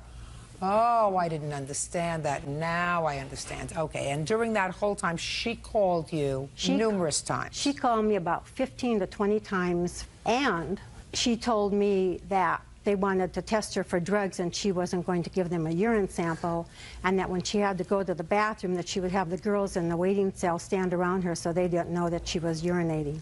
Step up. What happened to your case? My case was dropped before hers was. What kind of drugs were found in the car? Marijuana, pills, and methamphetamines. Whose were they? Hers. That's interesting. Not yours. The marijuana was mine. I admitted to the cop when we were stopped. He asked if there were any drugs in the vehicle, and the marijuana was in my pocket. And I handed that to him, and he found the other drugs when we asked for my license and registration. When she opened the glove box door, he saw a container that everything else was in. Who are you? Her mother. Step up. Why do you think your daughter didn't call you to bail her out? Because I taught her not to call me and bail any of my children out until they have gone to their first preliminary hearing. She was in Ohio. Just a second. They'll possibly lower the bail or drop the What's your last name? Daly. Miss Daly, how many children do you have that have been arrested? Oh, this one. So when you said you've taught all your children not to call you until after they have had their first bail hearing, you were really referring just to her? No, I raised 4 daughters as a single parent. Yes. And I worked in law enforcement for 30 years. Yes. And I just informed them that if they got into a situation where they ended up in jail. I would hope this wouldn't happen, but I just wanted to make sure that they knew what to do. How many years have you spent in law enforcement? All told, 20. Between us, we have more than a half a century in law enforcement, Miss Daly. How many children do you have? 4. Between us, we have 9 children. Did you ever have a conversation and tell your children, if you ever get arrested, make sure you wait until your first bail hearing because your bail will probably be lowered? Do you remember having that conversation when you told them about, you know, don't talk to strangers, don't go near people's vans? You ever remember having that conversation with your 4 children? Negative. Me neither. So you want to go through this one more time with me?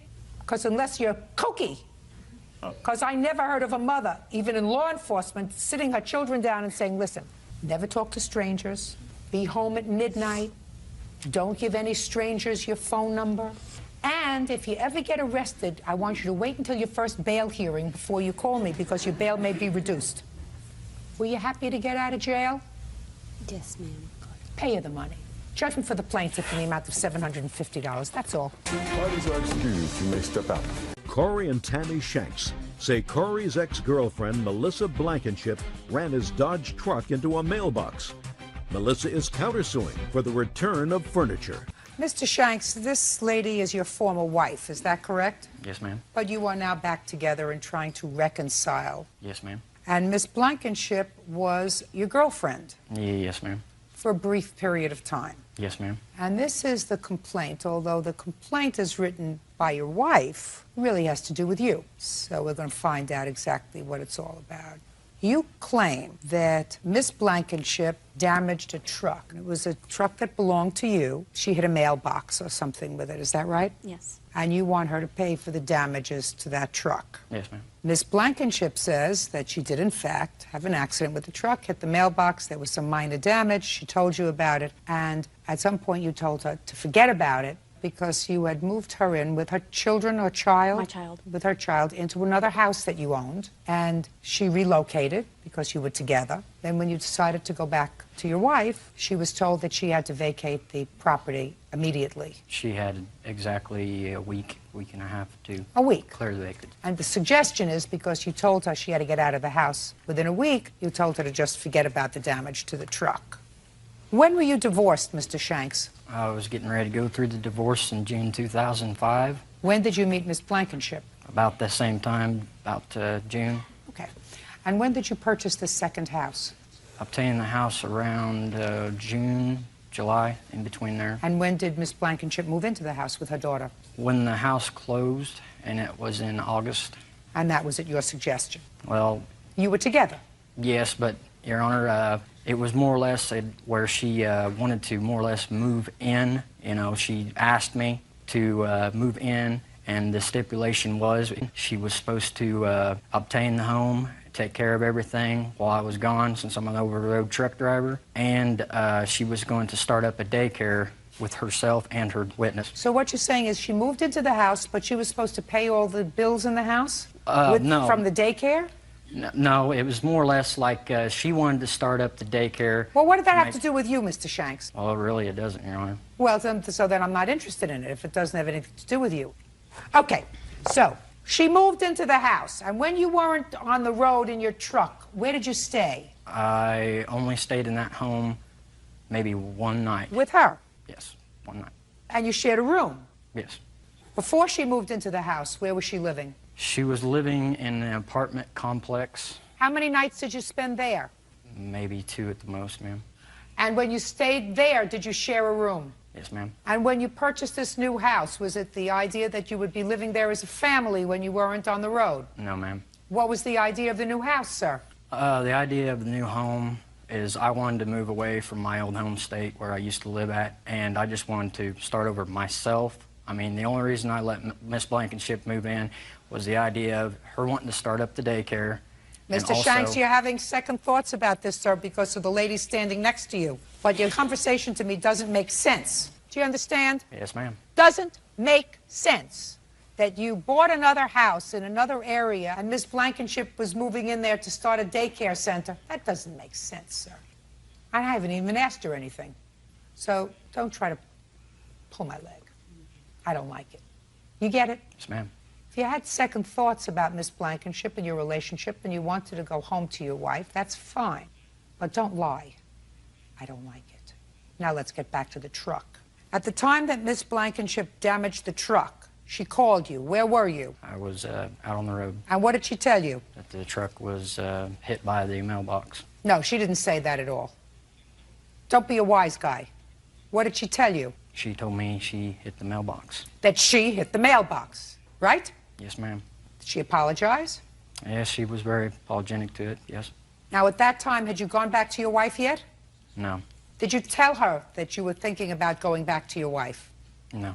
Had you told her that she had to move her property out? I told her, when I told her to move out the property, and this is going to bring up the daycare again, that she wasn't getting the daycare going, and the home wasn't being taken care of. When she used your truck, what was she using it for?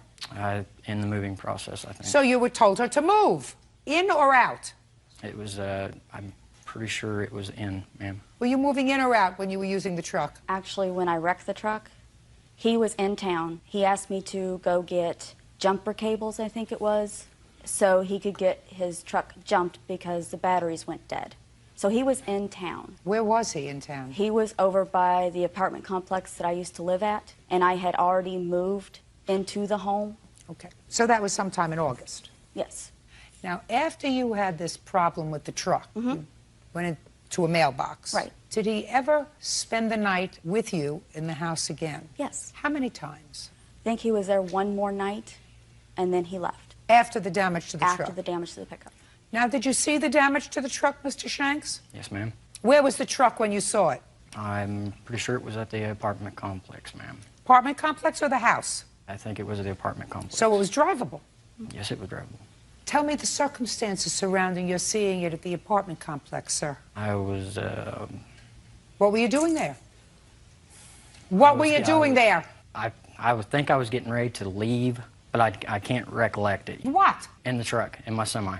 You mean getting ready to leave her apartment? Yes, the semi was parked at the apartment. At her apartment? Mm-hmm. Now, what did you say to Miss Blankenship, sir, when she told you that she had had this accident with the truck, and you saw the truck, right? Yes, ma'am. What'd you say? I told her, I said it needs to be replaced, you need to get it fixed, and it needs to be done. I mean, I was really upset about my truck being wrecked. Well, it wasn't wrecked, sir, because you said you saw it at the apartment complex. So it wasn't wrecked, it was drivable. Yes, it was drivable, but the way them Dodges are set up and everything, they've got plastic and little sheet metal and all that stuff on them anymore, and just hitting the mailbox did do a lot of damage to the front of that truck. I mean, it's very noticeable. You want to show me a picture of it, sir? Yes, ma'am. There's also pictures of the mailbox post and at the house where the mailbox sits.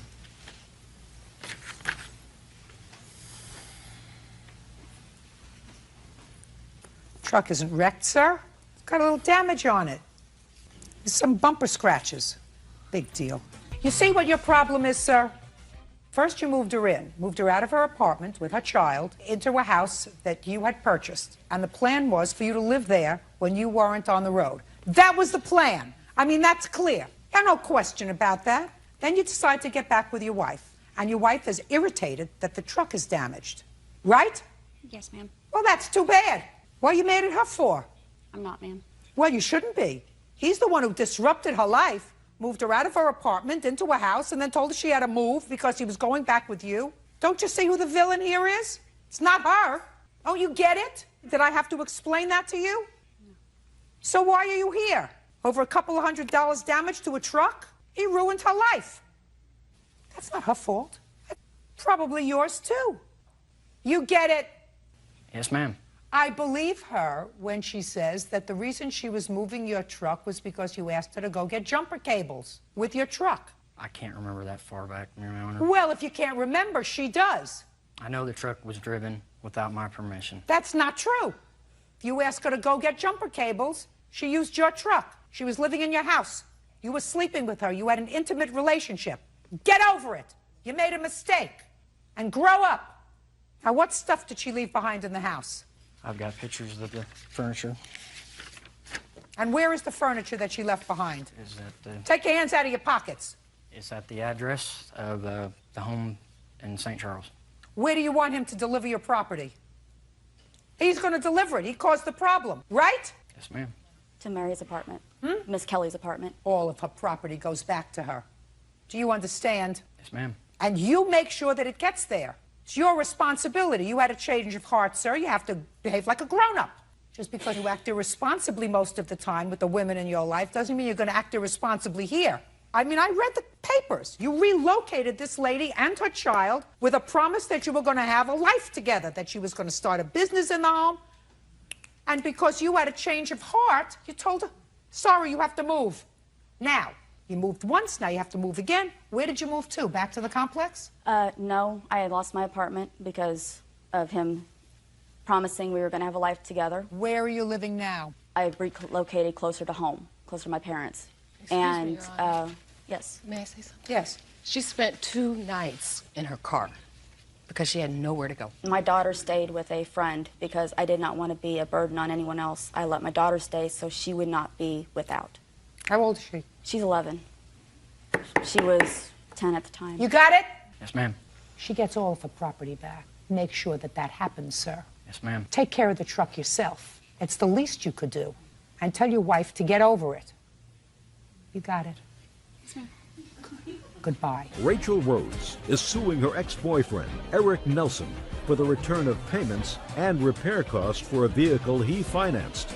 Eric says the car was repossessed because Rachel missed payments. Miss Rose, Mr. Nelson is former boyfriend of yours. Correct. And he financed a car. He was responsible for the payments on the car, but it was your car. Correct. The agreement was you were to make the payments on the car. When the car was paid off, it would be yours. Correct. Well, what happened is that you missed some payments on the car. Couple. 2, maybe 3. And the car was repossessed by the company. Is that right so far? So far, I made a payment. I had placed it on the drop box. I don't want to hear that you made the payment. You placed it on the drop box. They didn't cash the check, but then you missed 2 more payments. You missed payments, correct? Yes. And the car was repossessed. You called up the company, and the company said, well, if you make up all the payments that you missed, we'll give you the car back. You were prepared to make up the payments, right? Correct. But Mr. Nelson says, I'm not going to sign off on you getting the car back because I don't trust that you're going to continue to make the payments on the car. Let them take back the car. I'll make up the missed payments, and I just want this off my record so I don't have to worry about it anymore. So you're suing him for not making it easy for you to get the car back from the company. That's your lawsuit? Yes. Lawsuit, Ms. Rhodes. Well, Your Honor, I have the paperwork pertaining to the money order that I had purchased and I had put in the drop box. After the 29th of December, I had called and checked the status of the money order. The money order had not been cashed. Ms. Rhodes, you don't seem to get me. After you had this alleged mishap with a money order that you allegedly put in a drop box at the car company, which they didn't cash, you then missed 2 more payments. Ma'am, the payment was for, the money order was for $250. You then missed, according to your own statement, 2 more payments because you had trouble. Is that correct? No, it's not correct. Well, that's what you wrote here. That's what you wrote here. How many more months of payments did you miss? I only missed, to my knowledge, I missed 3 payments, which is a month worth of payments. You missed 3 payments, and the car was repossessed. That's correct, but as far as I know, I thought the payments were current. Well, they weren't current, and you have no cause of action against Mr. Nelson. Mr. Nelson doesn't have to make it easy for you to get your car back from the company. That's not his responsibility. Your responsibility is to see to it that the payments are made on time, and they are made to the right place, and to check and see if they were cashed, and to check and see that his credit is not at risk. That's your job. He was being very nice to you, but things transpired, which we'll get to in a moment, because you have a counterclaim that suggested to him that you were not particularly a trustworthy person. So he wasn't going to make it easy for you to get the car back, and he has no legal obligation to do that. And this is, of course, a court of law. And in a court of law, he is not under legal obligation to get you your car back from the finance company after you missed, I don't care if you missed 1 payment. According to you, you missed 3. Well, can I say this? Sure. If I wasn't such a trustworthy person, I was able to pay the money to get the car back, but he didn't want to do that. But he told me that I can give him the $500 so that I can drive another car of his that he had parked. Well, let me tell you why he thinks that you're not particularly a trustworthy person. He has a counterclaim for the missed payments that he had to make up. Yes, ma'am. But more importantly, his counterclaim asks for money for a paternity test because you had a child, she believed to be his child. He put his name on the child's birth certificate. He paid child support. I don't know whether he saw the child regularly. He paid child support? No. Did you pay any child support, sir, to her? No, ma'am, I haven't paid to her because I have a lawyer at this time. Were you living together when the child was born? No, ma'am. Did she tell you the child was yours? Yes, ma'am. And you believed her? Yes, ma'am. And you took a paternity test? Yes, ma'am. And the paternity test said the child could not have been yours? 0% probability. That's why he doesn't trust you. Okay. Can I say this? Yes. He took a paternity test. I didn't know nothing about the paternity test. I wasn't there when he swabbed my daughter's mouth. I don't know. I mean, as far as I'm concerned, he could have, I don't know. He could have, but I think you certainly have to go to court to find out. Have you been to court yet? Yes, we've been to court. And what happened when you went to court? We went to court, and by him signing the paternity affidavit, they stated that if it is his child or if it's not his child, that he needs to pay child support. So the court where you are said Mr. Nelson is out of luck because he was told that the child was his by you, and because he signed the affidavit of paternity based on what you told him, he's going to pay child support whether the child is his or not.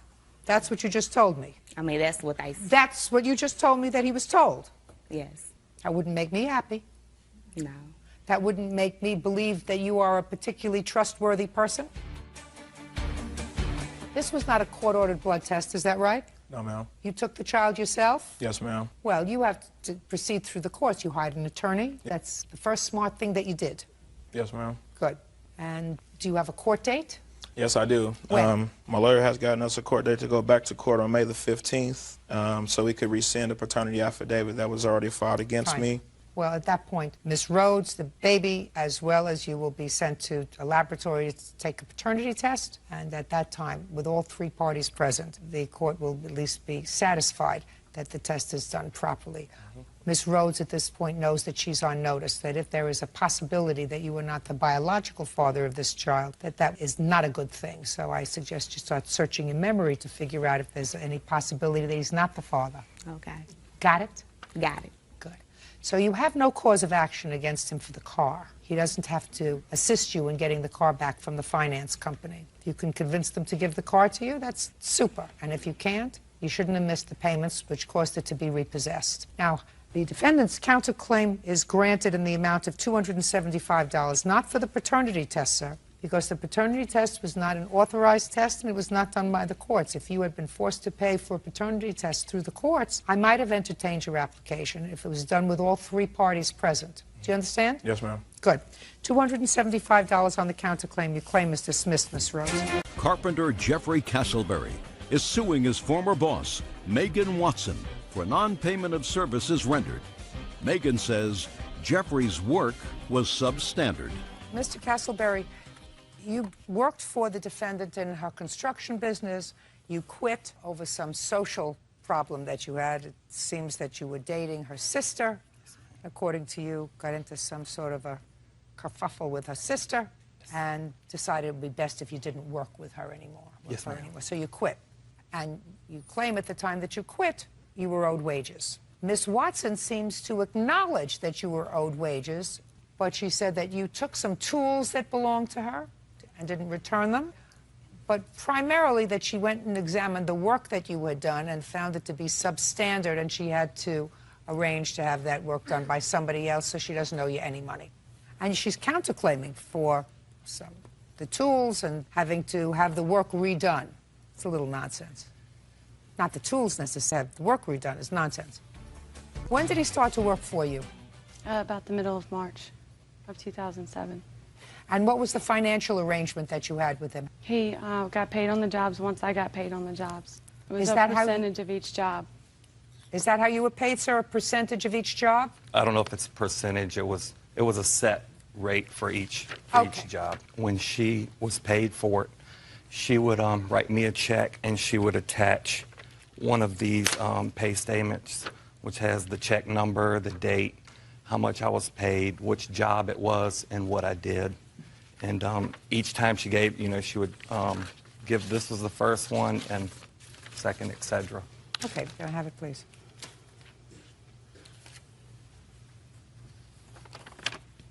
And when did you quit, sir? On what date? April 2nd. So you only worked there a couple of weeks. Were you paid this last one? This Yes. pay statement, April 3rd? Yes, ma'am. And you were paid on this? Yes, ma'am. And you were paid on this? Yes, ma'am. And that's for all the time that you worked there? That was for the other jobs, yes. For the other jobs. Had you ever had a discussion with her about any work that you did while you were working for her that was unsatisfactory? No, ma'am. So any work that you did pursuant to that list that you had and work that you completed, you got one of these and you were paid for it? Yes, ma'am. Good. Now, give me the figures on the work that you did that you were not paid for. $355. Okay. But he did do this $355 worth of work. Yes, ma'am. Then you own $355. Yes, ma'am. There's another job that he did an estimate on for me, and per his estimate, the door was wrong. I had to pay someone else to correct the work that from where he estimated the door being wrong. You mean he measured it wrong? Yes, ma'am. It was too small. Show him. Mr. Moore's door that you measured, and you said it was a 6-0 door. Mm-hmm. The rough opening on that door was... Door that we both measured. You measured that door. We both Just a measured. second. You said that you measured it and she measured it? Yes, ma'am. Tell me about that. As we measured the door... Who's we? Her and I. You were there together? Yes, ma'am. Were you there together? Yes, ma'am. Oh, then you have a problem. You're the construction boss. Yes, ma'am. So? I did measure the door. I wrote the information down that he gave me and consulted Were with you the customer. there? Yes, ma'am. Oh, then you should have checked him a little bit better. You owe him $355. Now, are you angry with him for some reason? Yes, ma'am. Why? Because he stole some of my tools, and I have Okay. the receipts for those. Tell me what tools he stole. I have a reciprocating saw that I purchased right here. Do you that have I that? no longer have. No, ma'am. Where is it? I never had any of her tools. As a matter of fact, some of my tools were left at her parents' house, and after I quit, I asked if she could meet me up the street to get my tools. She let me get the tools out of the back of a truck, which was my saw, and I had a bucket with my tools in it. And she was present when I did that. Is that right? Yes, ma'am, but I believe my tools were in his bucket because we worked out of the same truck.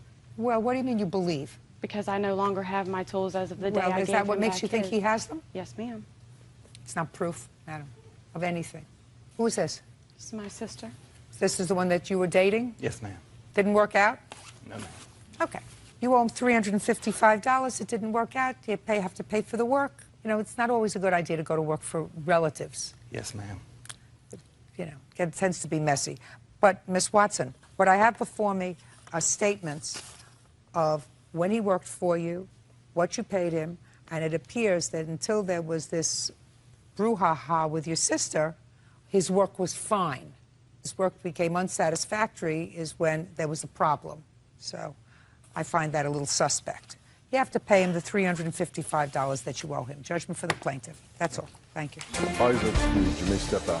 25-year-old Leah Miller is suing her ex-roommate, 21-year-old waitress Angelica Simpson, for her share of the furniture purchased for their apartment.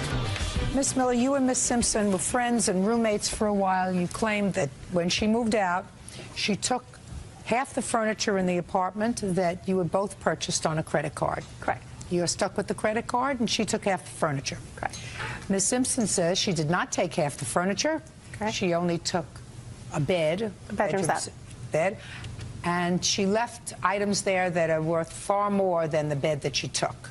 Now, when did you move in together? February of 2005. Was it a one-year lease? It was actually 15 months. And when did you move out?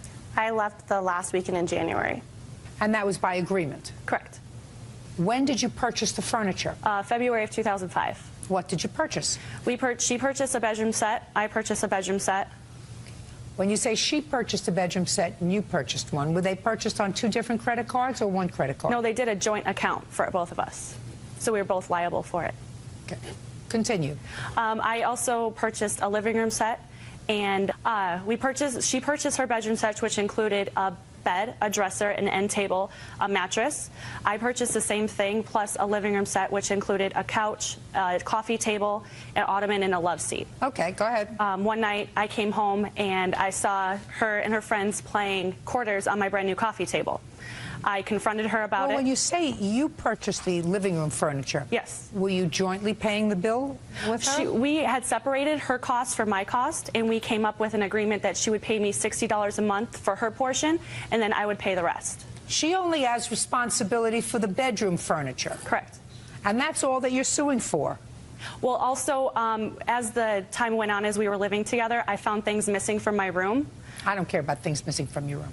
Well, I had to purchase a lock to put on there, and I came home with her playing games on my... Listen to me. I don't care if you had to put a lock on your room. I read it. You had to put a lock on your room for $2? It was actually 15. Yeah. In the scheme of things, you're talking about nothing. Well, I had things missing from my room. Shirts, underwear I had missing from my room. Good. I'm not bothering with that. Yeah. Okay. You had other people living there, other people staying there, other people staying over. Don't bother me with nonsense. You hear about furniture. Well, Don't throw in the kitchen sink to a lawsuit because judges get irritated, especially this one. Okay. How much was your bedroom furniture? The whole set together was around $1,300. It was like $1,300 and some change. Actually, Your Honor, I have evidence that hers was $1,412. That would be including the tax, probably. $1,412. And how much of that did you pay, Ms. Simpson? I started paying her when I moved out. Like I said, I left a TV there that I had purchased for $500. There's also entertainment center, dishes, mirrors, things of that nature that were there that I had left there that I didn't take. Just a second. Did you have, Ms. Simpson, any agreement? Yes. Listen, you're not letting me finish my sentence. Did you have an agreement with Ms. Miller that in lieu of paying Bill $1,412, you were going to leave items in the apartment? No. Then I'm not interested in what you left. But that's where I was going with this. I had moved out of the apartment and had paid her $55 for so on months. Then just a second. You talk very. Didn't start. Okay, go ahead. Go ahead. Yeah. You paid her $55 a month for how many months? It was for 6 months. Okay. No. Shh, just a second. $55 a month for 6 months. Yes. Okay, that would be $330. Yes. Go ahead. Then I'm a waitress, so I make all my money in tips, and I was paying her in cash. A incident arose with my mom when she pointed out that it was both my name and Miss Miller's name on the contract. So if I was paying her the money, how would I know that she was paying it to More Furniture? So I went into More Furniture and wanted to separate my name for her name on the account. They told me I was not allowed to do that. Correct. And that if we didn't pay off the money by the date with no interest, we would have to pay all of the back interest. When I brought this up to her, she did not want to give me receipts for the back payments, nor she had also moved out of the state and had given me a P.O. box where I could send her money, but I wasn't getting anything in return for paying her money. So my agreement was, well, if you're not... What do you mean your agreement? Or my side of it was, if you're not going to be proving to me that I'm paying you and give me a copy of the statement, then I will pay the money directly to More Furniture, but not to you. So you don't need to be the middleman. Did you do that? No, because she hasn't been making the payments. They told me that... Don't tell me what they told you. Okay. Do you have your statement? Yeah, I have all the statements right here. I'd like to take a look at it. Here's the statement. Oh, sorry. How much money, if any, did she give you after she moved out? $320. No, she's making the payments. Well, and this is my issue is, like you said, my furniture and her furniture is together, and there wasn't a minimum payment. So when or if it's not paid off, it's still gonna hurt my credit. That's what I'm saying. I have no problem paying the furniture. That's not the issue. I will pay the furniture and More Furniture. It was contacting Leah to make the payment. But right now it's more than $1,412 because right now they've added interest. Right. Right. But they won't separate us from each other. That's why. So there's just a second. Well, she's paying something. You're paying nothing. Sure. No, and I understand that. But well, but you have to pay something, madam. Where are you sleeping? Well, I have a house. You're sleeping on the bed. Yes. So you have to pay something. I understand that. But I have an agreement with More Furniture to pay the furniture. I don't see that. Where are you standing there all by yourself with a big smile? Where is the agreement that you have with More Furniture? I can't get a copy of it because my name and her name's on it without her permission. Just a second. So how can you have an agreement without a copy of the contract? Well, that would be the original contract. No. Okay. 1,412 less 320 is $1,092. Can I say something? Sure. In the months that I have been paying it, I've had to pay extra, and I was working 2 jobs. I know it's $60. That's good for you. But I have had back payments and all this stuff that I've had to come up with. Good. That's what happens when you act stupid and take out a joint credit card with somebody. She owes you $1,092. And as soon as you receive that money, you will sign an agreement with her that the court will prepare that you are totally indemnifying her against any claim by Miller Furniture for this furniture, and they can deduct forthwith from your salary or your income tax refund, if any. Okay. You do work, don't you? Yes. Perfect. Judgment for the plaintiff in the amount of $1,092. Wait around to sign the contract. Thank you. Talent agent Theolani DeGuire is suing the owner of a Polynesian dance company, 28-year-old Lauren Michaels, for non-payment of services rendered. Miss Michaels, what kind of work do you do? I have a Polynesian entertainment company. And your company provides Polynesian entertainment for whom? For clients, shows. What kind of show did you hire people for that is involved in this case? A car show. Had you dealt with Miss DeGuire before? No, I haven't. How did you find her? I went on the internet. I was in a position where I needed one more act, and it was like the night before. So you needed another act for the car show. You found her ad on the internet. Actually, no. I found someone else's ad, and they said, we don't do any last-minute gigs like this, and here's her number. Fine. This is what the situation is. You contacted her, and she was to provide you with 2 or 3 young women who were going to dance at this car show. Is that right? Yes, that's correct. And the agreed-upon fee was $300. That's correct. So far? That's correct. Hold up. 3 girls. Okay. These are 2 of the 3 girls? Yes, it is. And they performed? Yes, they did. Miss Michaels, according to your complaint, gave the girls $200. Yes, she gave them $200. Check for $200. And then she put a stop payment on that check. Yes, she did. Now, Miss Michaels, you're going to tell me why you put a stop payment on that check. Okay. There was a lot of broken agreements. They were supposed to meet me at 4:30. They showed up 3.5 hours late. 5 minutes before the showtime. Yes. They said they're going to let me choose between 2 to 3 costumes. And I didn't have that opportunity. They're still cutting So why don't you send them home when they got there 5 minutes before the event? Because I wanted to fulfill my commitment. So if you wanted to fulfill your commitment, then you let them perform, right? That's why you didn't send them home. What I'm asking you is why you stopped payment on the check. And I haven't heard anything yet. Because when I saw the videotape afterwards of what was promised for a professional show, because I have act number 1, which is my group, which is a professional act, and what was promised for a professional show and matching costumes and all of that, I'm backstage with my girls. They're going on. So what you're telling me is you weren't satisfied with the performance? Not at all. Good. Listen to me very carefully, madam.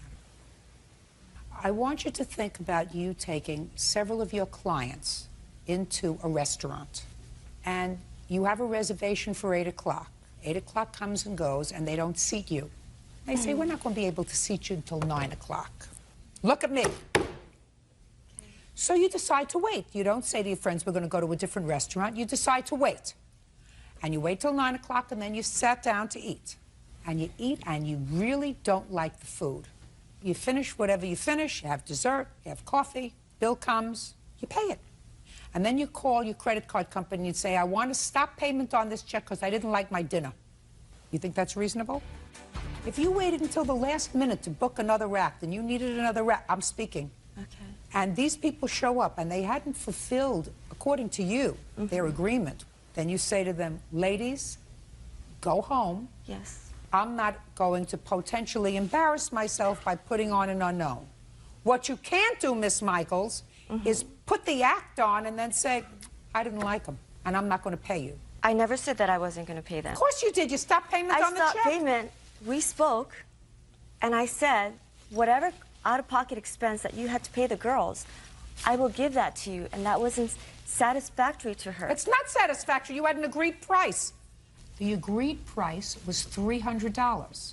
Your choice was, when they were late, to send them home. Because it wasn't just that they were late. If they were late and wonderful, you wouldn't have had a problem.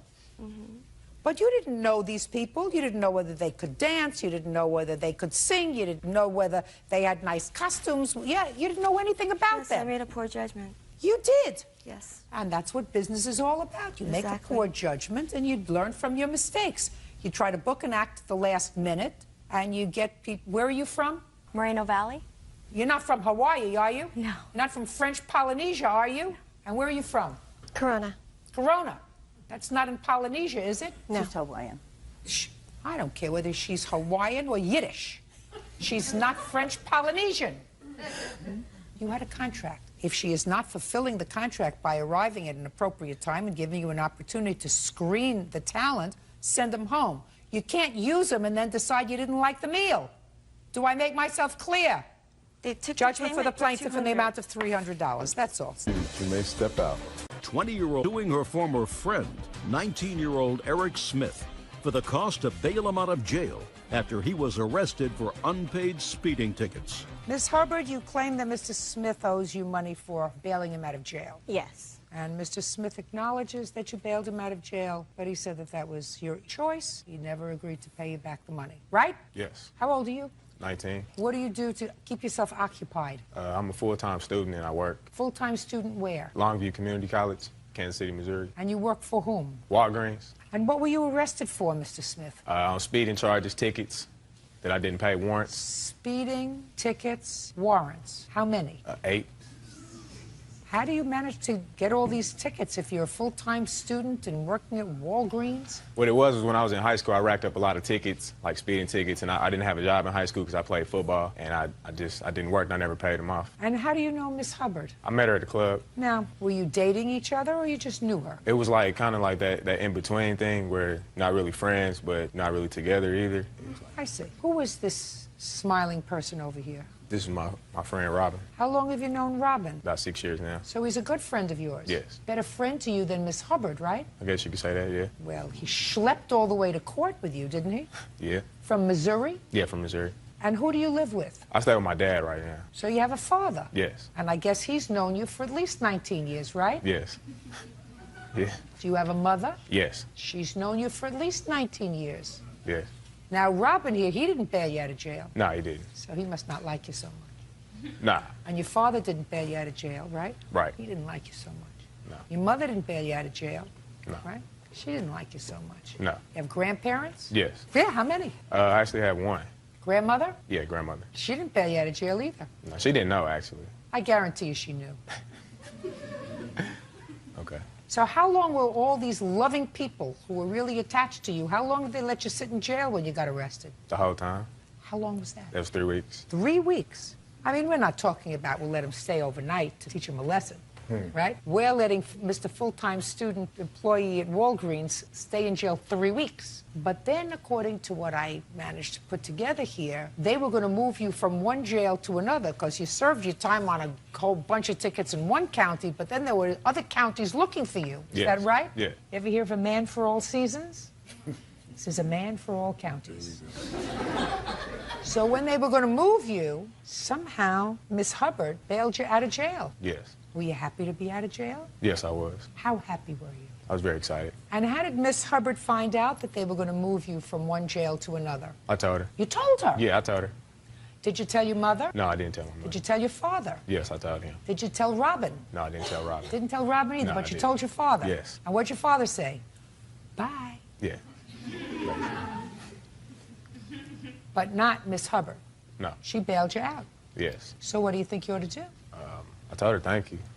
I did. I told her thank you. You told her thank you? Yeah, I told her thank you. I never agreed to pay her back, so. What did you say when you called her? I just told her the situation, that I was done serving my time at that jail and that they were transferring me to a different jail. And she didn't want to see me in jail no more than I wanted to see myself in jail, so she proceeded to bail me out. Oh, Okay, now, Miss Hubbard, why don't you tell me how it came about that you bailed him out of jail? Well, he caught me July 19th, which was a Thursday. I knew he was going to the next jail the next day. So he basically talked about how he was tired of being there and that he didn't want to serve the days that he would be serving at the next county. He asked me if I had some money. I told him I didn't at that moment, but I had got paid that Friday. And he basically went into, you know, my bail is $220. If you have the money, I'll pay you back. I don't want to be in jail anymore. That sounds right.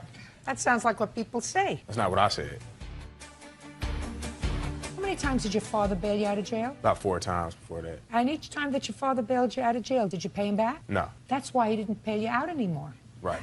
How are you going to pay back? How much was his bail? It was $250. Well, what happened when you asked him for your money back? I never got a chance to really ask him for the money back because he basically ignored my phone calls. And the last time I saw him, though, he had told me to come back and that he was going to give me some of the money. And after that, when I had called him back, I basically got ignored. You mean after you bailed him out, he cut you off? Basically, yeah. That's not nice, Mr. Smith. Yeah, can I say something in my defense for Yeah. that? I didn't like the way that she was treating me. Like the lifestyle that she wanted to live when I got out of jail. She wanted me to like stop hanging out with my friends that I know like way longer than her. She was real controlling and she was like real possessive and I just didn't want to talk to her anymore. So I just cut her off.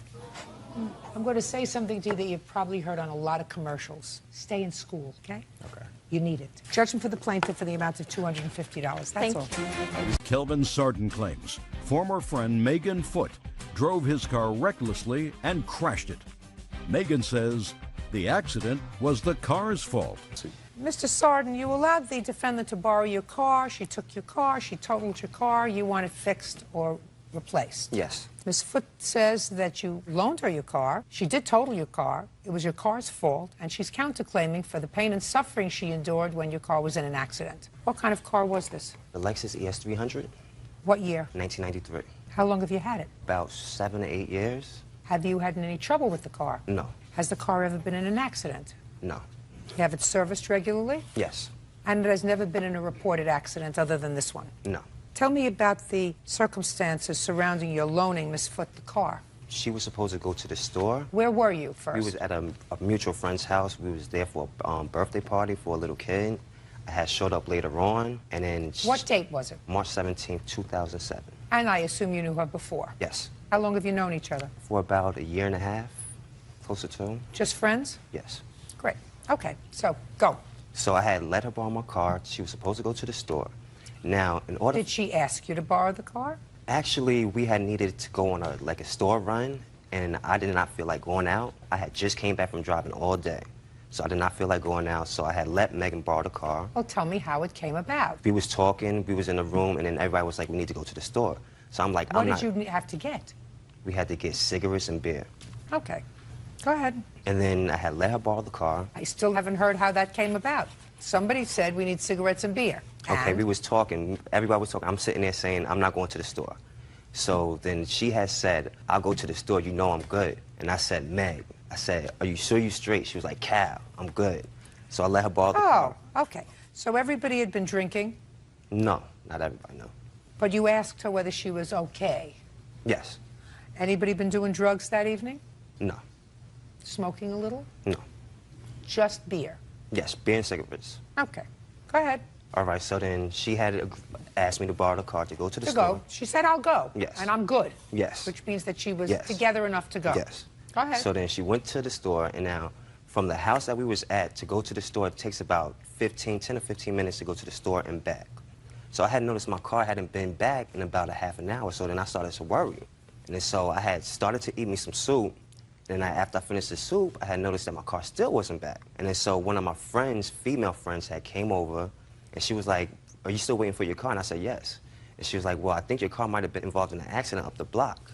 And I was like, oh, no. So then I hopped in my friend. Okay. And you found the car? Whatever. All right. You didn't witness the car accident, but you were there? Yes, ma'am. Were you on your way to the store or from the store? I was on my way from the store. On your way back to the party? Yes. And what did you have in the car? I had actually gone to pick up my roommate, and he was supposed to pick her up from work that evening. He had gotten intoxicated and forgot. Who? Calvin. Was supposed to pick up your friend? Yes. Your Honor. Fine. What about this beer and cigarette run? We had gone to pick up cigarettes at the store. Who did? Me and my roommate. So first you picked up your roommate. Correct. And then you went to pick up beer and cigarettes. Cigarettes. There was Just no cigarettes? beer to be picked up. No. How old are you? I'm 21. And then you were on your way home. We were on our way back to the party. How far from the party were you? About a block? Probably a minute to 2 minutes away. A few blocks. So tell me what happened. I was driving. The steering had malfunctioned. Let me get over here. The steering had malfunctioned probably about around here, where the car had gone into the mailbox. One of my passengers that was sitting in the front passenger seat had stated that I was going to hit a mailbox. Don't tell me what anybody stated to you. This way. It had swerved back to the other side of the road. Then it went over to the other side again and had gone up on the grass, hit the telephone pole, and that's about all I remember because I was knocked unconscious. You have a driver's license? Yes, I do. You have a car? Not at the time, no, I did not have a vehicle. Did you ever have a vehicle? Yes. What happened to the car? I had sold it because of personal issues. Sold it why? I had been going, I'm a single mother, and I was more concerned about caring for my child at the time. The car was not in my expenses. It wasn't in my means at the time, so I sold the vehicle so I was able to accommodate my son as properly needed. You work? Yes, I do. How do you get to work? I have a vehicle now. I went and purchased a vehicle about a couple months ago. This happened in March. Correct. A couple of months ago is April, May. Right. I purchased a vehicle in May. When had you sold your other vehicle? That was, what, November of 2006? From November in 2006 until May, what did you do? I had family members helping me out. My brother lent me his car every now and then. Well, how did you get to work every day? I would have my family members drop me off to work. Who do you live with? I live with my roommate. She talks very, very fast on her feet. Yana, But I don't believe everything that you're saying to me. You understand that? Yes, I do. You understand that? You know, because if something doesn't make sense, there's always that slight hesitation. Right. So you can always tell when somebody is giving you a line. Right. Making things up as they're going. You understand what I'm saying to you? Yes, I do. Perfect. Okay, where's the car now? The car is totaled. Totaled? Yes, and I have pictures also right here showing like that it's to see totaled. And also I have an invoice from the place where it was totaled at, stating that it was a total loss. Well, it certainly is a total loss. Did you replace it? No. You know what the blue book is on it? Yes. I have it right here. I'd like to see it. There we go. Right there.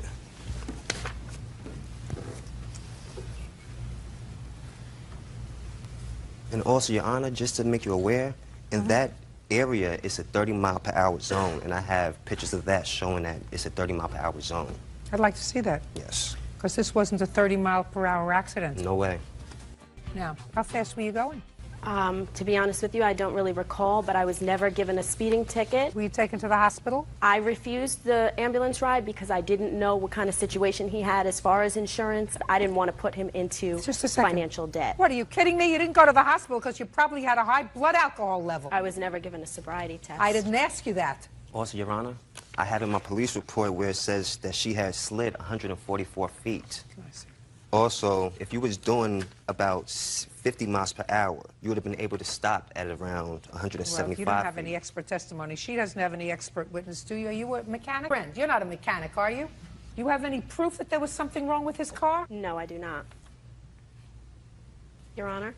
What? I do have an eyewitness that was in the vehicle with me that saw the steering malfunction and lock up on me. Before or after you slammed on the brakes? Before. Oh, really? Love to hear that witness. Love to hear that witness. Do I stand up? Are you sure you want to do this? Are you sure you want to do this? The question is... I was there. Are you sure you want to do this, is my question. Fine. Yes. Over here. Your last name? Rosado. Miss Rosado, what arrangements had you made to go to the party? Went to work, and I was like, you know what, there's a birthday party, I can go to the party after work. I said, what arrangements had you made to go to the party? She was going to come pick me up. Now, what would possibly give her the impression that he was supposed to pick you up? He had told me that day. He had dropped me off that morning to work. Was there anything wrong with the car? Not that morning. How many times has he taken you to work? A couple of times. How many is a couple? A couple is two. Maybe 4 or 5 times. How many other times have you been in his car? a lot of times. Ever had any steering problems? One time we were in the vehicle and he was like, "Did you guys feel that?" It was his car basically what he was trying to say was his car was messed up when we was in the car. Don't tell me basically what he was trying to say, madam.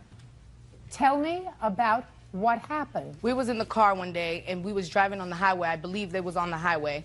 And we was on the highway and he was like, "Wow, did you guys feel that?" He's like, "I have to get my car fixed." When was that? The day before we had the accident. But it had nothing to do with the steering. Maybe not. I'm not sure. I don't know nothing about cars, Yana. Listen to me. The day before the accident, so he said to you, "Wow, something's wrong with the car." But yet you got in the car that morning for him to take you to work. That's true. Why would you put your life in your hands like that? Don't know. Only a stupid person would do that. You're not a stupid person, are you? No. Now, you want to tell me what you observed on the 17th of March? We was in the vehicle. We was driving on Pritchard, which is the road. How fast were you going? I don't know, Your Honor. Well, let me ask you this. Were you going 30 miles an hour, 40 miles an hour, 60 miles an hour? I wasn't the passenger. I was in the back seat. I wasn't looking at the speedometer. You don't have to look at the speedometer to know whether you were going 30 miles an hour or 60 miles an hour. I wasn't paying attention, Your Honor. Perfect. Then you can sit down. You weren't paying attention. I'm not interested in what you have to say. Anything else you wanted to say to me? Yes. He signed up for an insurance policy where he knew he was only covered for him to drive his vehicle if anything were to happen in a situation like this. My question is, why would you let someone use your car when you know you're not insured if anything were to happen in your vehicle? The question is whether you were driving negligently. No, Your Honor, I wasn't. That was sort of a rhetorical question. There's no question in my mind that you were speeding. Based upon the damage to this vehicle, there's no question in my mind that you were going over and above the speed limit. There's also no question in my mind that you had had something to drink that night. It's irrelevant, therefore, whether or not he had insurance that covered you. And if you got hurt, you shouldn't have driven too fast, and you shouldn't have had anything to drink while you were driving. That's the price that you pay when you act stupid. Meanwhile, you have to replace his car. Judgment for the plaintiff in the amount of $5,000, that's all. Thank you, Your Honor. Parties are excused. You may step out. John Sanderlin says ex-girlfriend Christina Taylor owes for the return of child support and attorney fees. John claims Christina lied about the paternity of her child. Mr. Sanderlin, Miss Taylor has a child.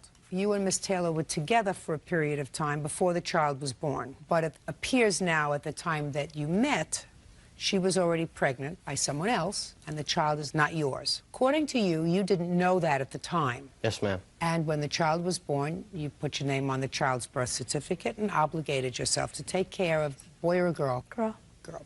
Very shortly after the child was born, you and Miss Taylor separated, and she went back to the child's father. I assume this gentleman here. According to you, time passed, and you were hauled into court for child support. You had to hire a lawyer. You were already in arrears. They took money out of your salary. Couldn't get that garnishment lifted without a lawyer. So you want Miss Taylor to pay you back for all of your expenses. Yes, ma'am. In addition, even after the order was lifted, 2 additional checks were taken out of your pay. Miss Taylor received them and cashed them. You want those 2 back. Let's deal with those 2 first. Miss Taylor, when did you get the last 2 checks? Beginning of October. For how much? $136 apiece. Why didn't you send them back to Mr. Sanderlin? There's not an answer. Sorry. I just needed the money, so I cashed it. I felt he signed the birth certificate. You know, it was his obligation, I guess. Is what you say to me actually the way your mind works? No. I just want to know. Is what you just said to me the response that you knew he wasn't the father of your child? You knew that there was no order anymore. You knew that you were living with the father of your child. And yet you got 2 checks that you knew were sent to you in error. And you needed the money, so you cashed the checks and spent them. I want to know if that's the way your mind works. That's how I was thinking. Then you have enough children. I know that. Good. Don't make any more. Because, God forbid, you make more, they'll have your mind. And we have enough people just with you that have your mind. That's dishonest. It is. So we're going to take care of this payment right off the bat. Mr. Sheindlin, I'm not finished with you yet because I don't think that you resorted to reasonable self-help. Now, how much money did you pay in total for this child that turned out not to be yours? I don't have an exact figure. Well, who's supposed to have a figure? Bird? No. Me? You're supposed to have a figure. I would say anywhere between the lines of $1,000 and $3,000. Well, that's ridiculous, Mr. Sheindlin. That's why you got yourself into all this trouble. Where did you think you were coming today? You're coming to court in order for a court to make a financial award to you to pay you back the money that you've paid for child support. So the least you could do is sit down and figure out how much you paid. Not somewhere between $1,000 and $3,000. Well, whatever it takes to take care of a child from the time of birth up to 3 months. How many children do you have? I have none, ma'am. Sounds perfect to me so far. Money came out of your check. You had a garnishment on your salary. That's what you told me. $272 between 2 deductions. Is that the total amount that was taken out of your pay? Yes, ma'am. Well, then what are you suing for $3,000 for? For lawyer fees, it would have took a matter of 2 or 3 days in court to have everything cleared up if she had showed up to court. Just a second. How much was your lawyer? The first lawyer cost me, I have paperwork on this. This is the ledger from the lawyer stating everything that I paid. That was the first lawyer. When was the first time you went into court with the lawyer? I believe it was in April. So what was this bill in 2004 for? The bill in 2004? Yeah. I hired another lawyer to finish up the case because that lawyer there wanted another $1,000 to go back to court. Sir, how many times have you been involved in court proceedings, not involving this child? Maybe once or twice. I want to see a bill for the lawyer. On this case, Mr. Sheindlin. On this case, not your other problems. On this case. This is it right here? I don't believe it. It has right at the top, Sheindlin versus Taylor. 2002. It goes all the way down to 2004. 2002 is when you said you went to court. Let me see any communication from your lawyer, a letter, with regard to this case. Your Honor, may I speak? No. Now, Ms. Taylor, when Mr. Sheindlin went into court, allegedly in 2002, did you go into court with him? Yes, I did. What did you say to the judge? I told him that he wasn't the father, and I didn't want child support. Were you receiving welfare? No. I don't think at the time. In the last 4 years, were you receiving welfare? Yes, they went down and applied for insurance. Were you receiving welfare? Yes. Can I say something? Uh-huh. When they asked who the father was, they asked household members and who the father was. I never put down John. I always told them it was Daniel, and then I had a paternity test. I showed them the paternity test. I never said that it was John. You didn't tell him that he was not the father when you met him, right? Right. And when he put his name on the birth certificate when the child was born in the hospital, you said, oh, she looks like you, or she looks like me, or she looks like your mother, or she looks like me. You didn't tell him that he wasn't the father, did you? No. That was dishonest, because what you say in your answer was very dishonest. You say he should have done the math, right? Right. I'm dying to hear what you have to say. May I approach? Well, first off, me and Christina have been together since 2 months after when this baby was born. I don't care. Mr. Sheindlin had nothing to do with her life or whatsoever. Do you see my mouth moving? I see her, yes, ma'am. What do you have to contribute to this case? The only thing I gotta say is Christina had nothing to do with the court proceedings. She told the judge she got the paternity test stating John Sheindlin was not the father. We proved to the court he wasn't, and that should have been that. Listen now, to any me. attorney's fees that he may have paid... I'm speaking. Now, listen to me very carefully. Are you married? No, ma'am. Your girlfriend was dishonest because when she wasn't with you, she was looking for somebody else to nail for this child. If she wasn't, she would have told him right away that he wasn't the father of this child, and I guarantee you he wouldn't have put his name on the birth certificate. She was looking for somebody to pick up the slack because I don't know where you were, but you weren't together. That's number one. Number two, since you are now together, assume that you don't keep secrets from each other. No. That when she received these 2 checks in the amount of $136 that she told you about him? Yeah. Yeah? That's the only part I feel just like answer. we've done wrong. Just answer. Yes, ma'am. And you told her it was wrong. Yes, ma'am. And she did it anyway. Yes, we both did it, not just her alone. We were in hard financial times at the time, and I disagreed at first, but in the end, we both did it together. It wasn't her decision. I'm glad. Now I see. Do you have any children other than this one child? Yes, a child, son, Zach. Yeah. A son as well, yes. You got enough children, too. Sit down. It all started with a lie, Miss Taylor. Your lie. That's why he had all this trouble. Because if you had told him right from the get-go, listen, I love you, I want to be with you, but this child isn't yours. If you can open your heart up to a child that isn't yours, that's fine. Then he would have had a choice. He would have been able to say, listen, not my child, but I love you. I want to be able to be a family. If I choose to put my name on the birth certificate and accept that responsibility, that's my choice. You lied in 2002. You lied in 2001. You lied in 2005 when you took his check that you shouldn't have. Well, that says a great deal about your character. Judgment for the plaintiff in the amount of $3,000. That's all. Parties are excused. Janelle Monet is suing her ex-boyfriend, Christopher Cook, for rent, utility bills, and a broken door. Christopher says Janelle is holding his belongings hostage. Ms. Monet, this is your complaint. You and Mr. Cook hooked up and lived together for a period of time.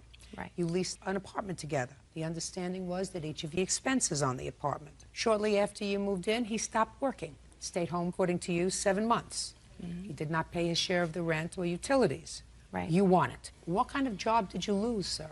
When I moved in with Janelle, I was working as a caretaker for a friend of mine who needed someone to take care of him, and I had free room and board with the job. So when she asked me to do that, I was walking away from free room and board plus a small salary to move in with her.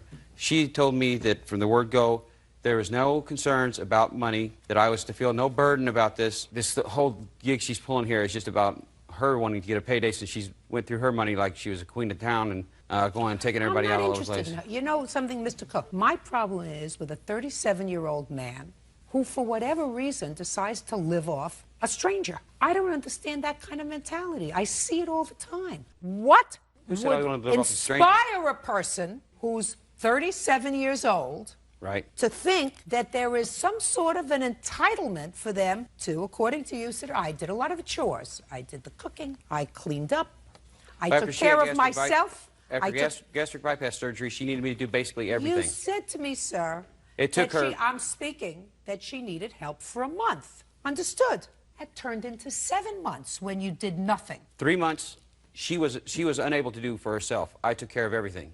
Then I got another job back at a place I used to work before. She proceeded to help me lose the job, basically, by wanting to be up all night with her friends out in the living room while I was trying to go to sleep in the bedroom. She did nothing to try and help. So I ended up losing the job after about a month in time, and it took another month and a half before I got another job. All I wanted from her was to provide an environment where we could both live together. I could go back to work. She was conducive to that and contribute to the home. Miss Monet, you sold his property.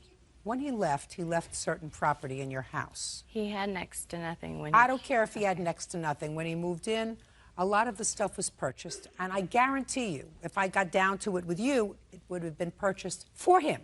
Right.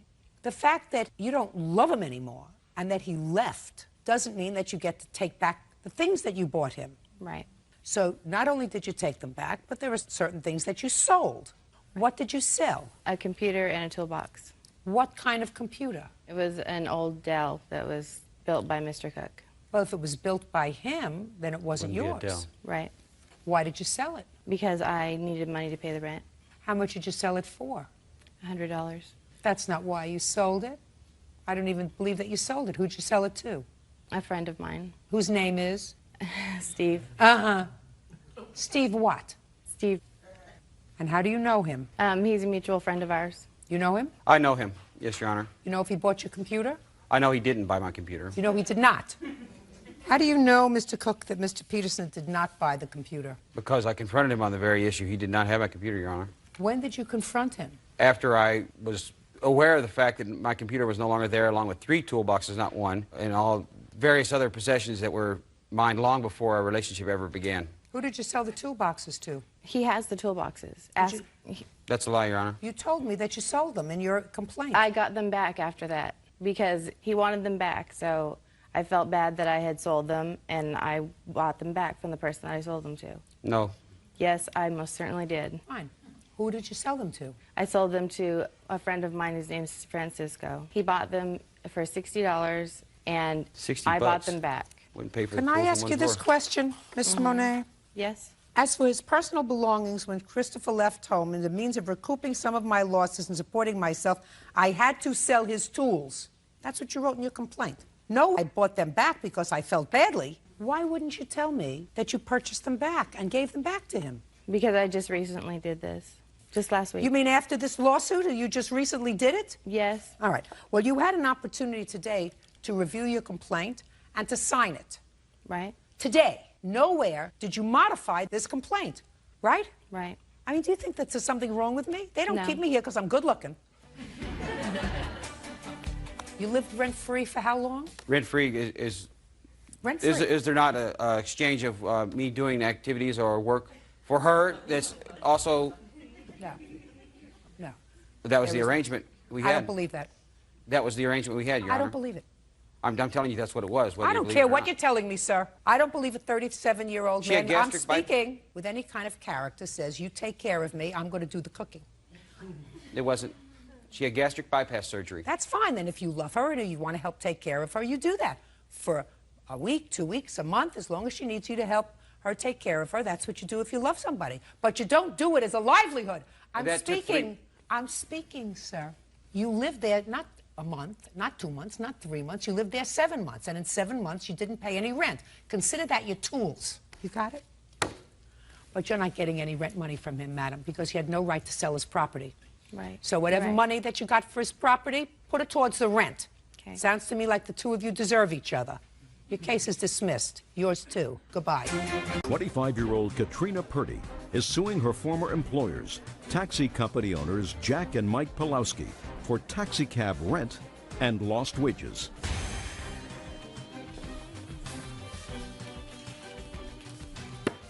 Yeah, it's case number 299 on the calendar, the matter of Purdy versus Pulowski. Parties have been sworn in, Judge. You may be seated. Folks, have a seat, please. You own a cab company? Yes. For how long? For 3 years. How many cabs do you have? About 8. You own them? Yes. And I gather what you do is you lease those cabs out on a weekly basis to people who want to drive them. They give you part of the money, and that's how you make your living, and that's how the drivers make their living. Yes. Is that right? Exactly. Okay. How much do you charge per week to lease one of your cabs? It's $400. And how much of what the cab driver earns do you keep? What percentage? I don't keep any percent, just $400 a week and... Flat. And Flat, they can exactly. drive the cab as much as they want. Correct. They can go 24/7 if they want to, as long as they can keep awake.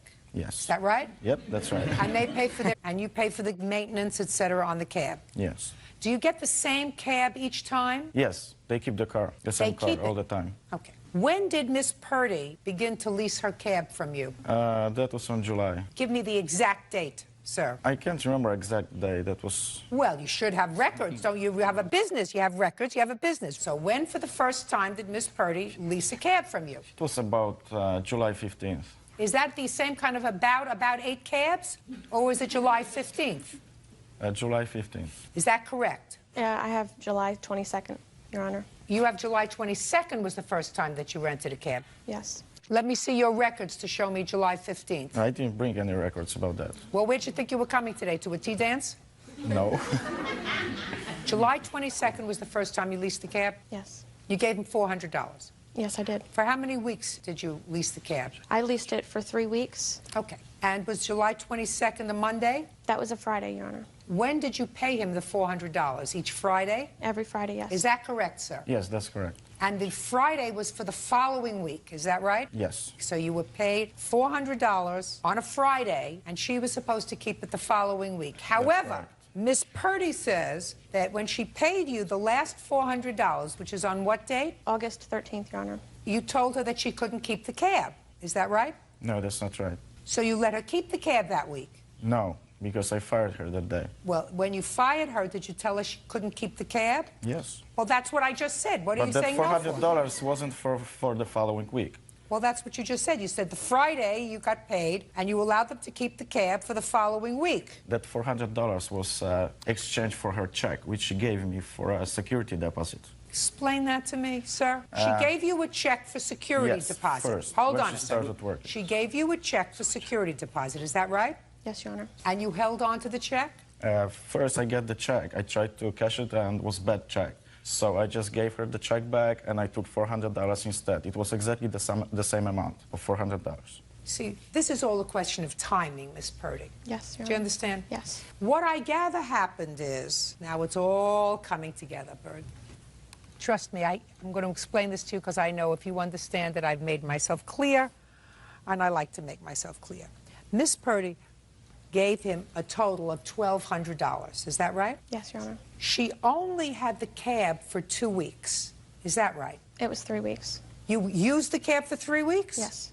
Well, if you used the cab for 3 weeks and you gave him $1,200, what are you complaining about? The $400 was for deposit for a hold on the check. No. What I'm asking you, Miss Purdy, is as follows. You say you gave him $1,200. I gave him $400 every week. You say you gave him a total of $1,200. All the money that you gave him, for whatever reason, was $1,200. Well, then that doesn't include the $400. You're right. Okay, so you gave him $1,600. Yes, Your Honor. You gave him $1,600, but you only used the cab for 3 weeks. Yes, Your Honor. Got it? I got it. The last Friday that she leased the cab, she hands him cash, $400. You take the $400, correct? Yes, correct. And then you say to her, you're fired. No, but Shh, just a second. Okay. You're fired, and I'm keeping this $400 for the security deposit check because you scratched the car. You damaged the car, which is what the security deposit was for. Is that right, sir? That's right. Right. That's simple. Don't shake your head no. That's what happened. Because if he had said to her, you were doing the talking, or was he doing the talking? But I gave Who her was the check doing the back. talking? We were together. Who was talking to her? I was talking, he was talking. All I want to know is, before she handed you the $400, did you say to her, we're firing you today? No. Of course not. So you got the cash first. Because I didn't trust her with the check. Are you following me, sir? You took her $400 because you were afraid that if you told her she was fired, she wouldn't give you the $400. No, that's not the reason. I was afraid that the check is bad, like the first one. Just a second. She didn't give you a check. She was giving you cash. Yes, but she gave me check first. I Because she didn't understand. have any money, Listen. so she gave me a check. Listen to me, sir.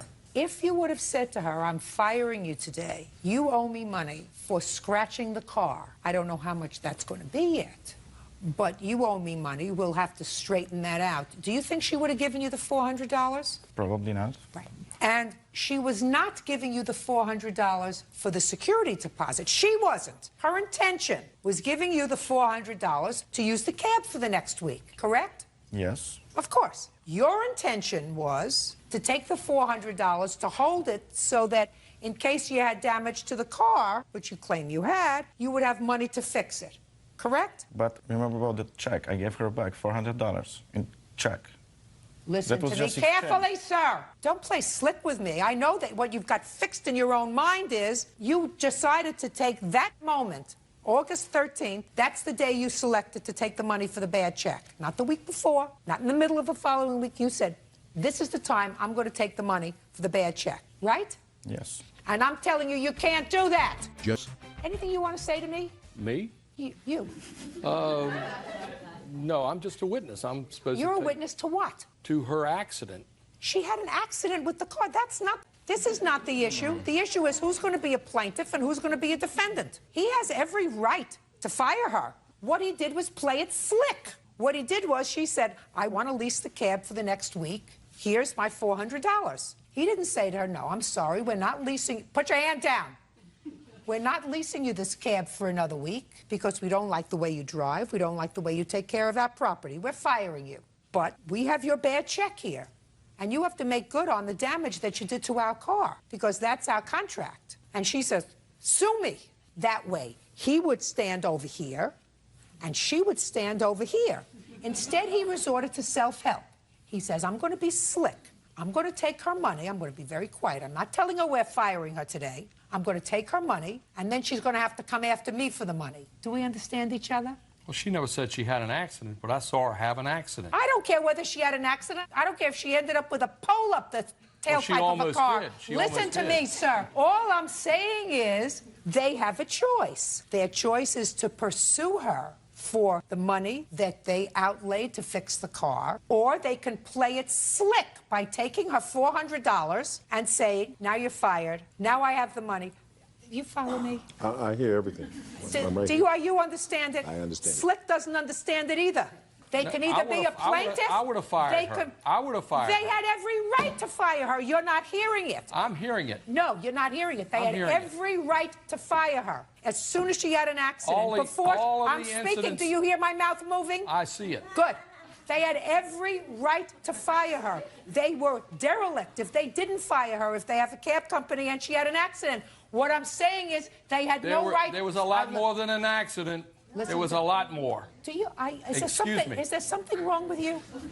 Is there something wrong with me? Yes. Are you just try paying attention? They had every right and an obligation to fire her. That's what I would have done. They had no right to take her $400 on the day that they intended to fire her, because her intention in giving them the $400 was to allow her to use the cab for the following week. And they took that money under false pretenses. Do you understand? Judgment for the plaintiff in the amount of $400. That's all. David McLaughlin and Rachel Browning say former landlords Michael Moreland and Janae Cooper owe for the return of a deposit and for false charges made to police. The defendants are countersuing for rent. Okay. According to the complaint, you rented a house from the defendants. You gave them a deposit in order to move in. You moved in. You said the house was in deplorable condition. You want your deposit back. You want hotel stay and punitive damages for filing false charges against you with Child Protective Services. The defendants say that you owe them for rent and something that you stole when you left, right? Yes. That's what the case is about. Okay. You have children together? No. You have children who lived in the house? Yes. How many? 2, my daughter Michaela, who's 5 now, and her son Austin, who's 6. And how long have the two of you been together? We've been together a year. Okay. Where were you living before you rented the house from the defendants? Back in January, I bought a house with my ex-wife, and she filed for divorce about 2 or 3 days after we actually signed for the house. So I had to move out by March 1st so I could get into a house with Rachel, because I knew Rachel from high school. So I mean, are you a couple, or are you just sharing a house? We're a couple. We actually got married January 4th of this year. Okay, so you had to get out fast of your living situation. Did you answer an ad for the defendant's house? No, we actually were driving around trying to find something. We knew I don't have great credit. Listen, you drove around. Was there a for rent sign? Yeah, there was a for rent sign. And you called? I called the number. In what month? Middle of March. We called about the first 2 weeks of March. And she told me that they had a house for rent, that they had to fix it up a little bit, and that we could look at it the next day. We met them the next day. I looked at it. And? It was pretty bad. They had like 3 or 4, maybe 2 or 3 couches in the living room with a bunch of tables, and it was just everywhere. There was stuff everywhere, every room. And he said he'd have it done by the 1st of April. And then he told us the deposit was $1,850, which was the first month's rent, which is $950 plus $900. And he'll have everything done by the 1st. And I told him that I have a 401k check coming in, my thing from work, and it was $1,300. And then I was going to borrow the money from my grandparents and my mom. Listen, that's a little too much information for me. You saw the house. It was in deplorable condition. You said you wanted the house as of when? As of April 1st. Did you sign a lease? We did sign a lease. And, I'd like to see it. This is the original copy of it. Lease that provided that you were going to move in on April the 3rd for 6 months. Okay. Did you move in on April the 3rd? No, he kept saying he had no electricity, he had no water in the house. So we turned on the electricity at the end of March so he could get the paint done in my name. And he had no water in the house, and he owed $300 or $400 for the water. So he had to pay that off so he could get the water running. And then he'd never had anybody come up there to fix it. Listen to me. When did you move in? May 3rd. You moved in a month late. A month late. My parents came up from New York, and I don't care if your parents came up from New York, sir. I have some specific questions. May 3rd you moved in, right? Yes. And you gave them the money when? April 10th, because I gave him $900 before April 3rd, and then we gave him the rest of the money when my parents came up. And I got pictures of the house, the way it looked before he actually fixed it. I don't care what it looked like before he fixed it. Okay. That's irrelevant to me. And when did you move out of the house? The first week of September, because he had our deposit and I was going through divorce and I had a lot of bills I had to pay. I don't care.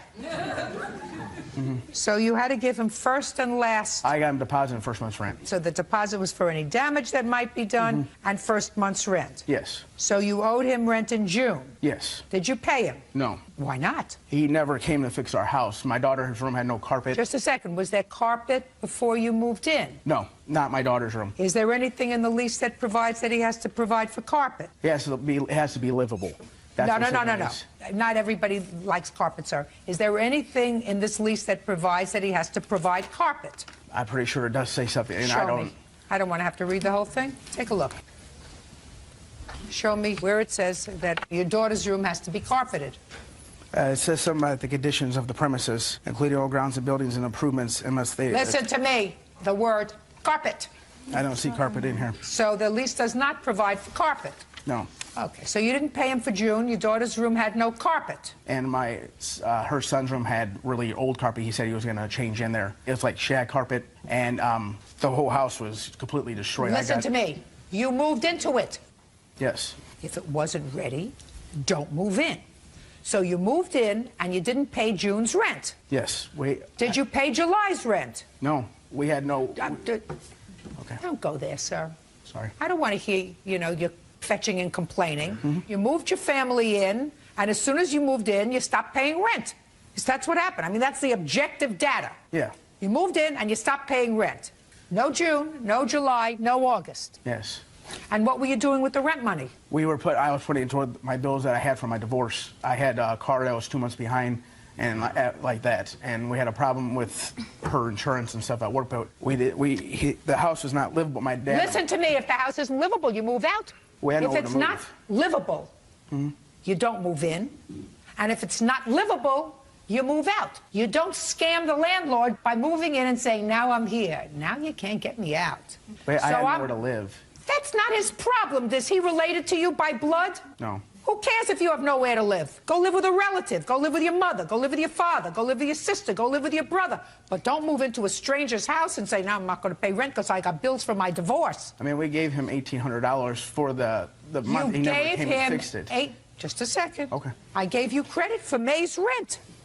Because he wouldn't have let you move in unless you gave him the 2 months. Yeah. Right? So you gave him the 2 months and then you stopped paying him. Outrageous. I mean, you're a squatter. And it's an old scam. You got yourself in, you move yourself in, you say, listen, it's going to take the courts 3, 4, 5, 6 months to get me out. By that time, they're just going to be so happy to get rid of me that they'll just say, go, forget it. And then you move on to some other unsuspected. Outrageous. You get me? I get you. Good. If you don't like an apartment, if you don't like a house, you don't move in. Does that sound right to you? You're the police officer, is that right? Sounds right, Judge. Right? Nobody's twisting your arm. You don't like the shag carpet? Don't move in. Doesn't mean that much to you. You move in. You want carpet in your daughter's room? Go to Home Depot. Now, the second part of your complaint is that they called Child Protective Services on you. Yes. Yes, go ahead, sir. Your Honor, we never called Child Protective Services. Just a second. They called the police. Can I ask quite the question, please? Did they call Child Protective Services? The police did. Once the police came out. So they called the police? Yes. Mr. Moreland? Yes, Your Honor. Did you call the police? Yes, Your Honor. Tell me why.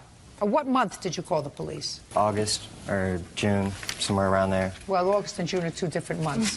Officer, I'm not sure, Your Officer, Honor. could you stand up, please? Yes, Judge. Could you move over there? I know you're not a plaintiff's witness. Certainly. But you responded to the location where Mr. McLaughlin and Miss Browning were living. Yes, I did. You remember when that was, sir? It was on June 25th. And you responded because you got a call about what, sir? We had a complaint on some photographs containing images of the adults with their children in pornographic poses. And when you responded to the location, did you find anything? No, ma'am, we did not. Not anything that related to the complaint.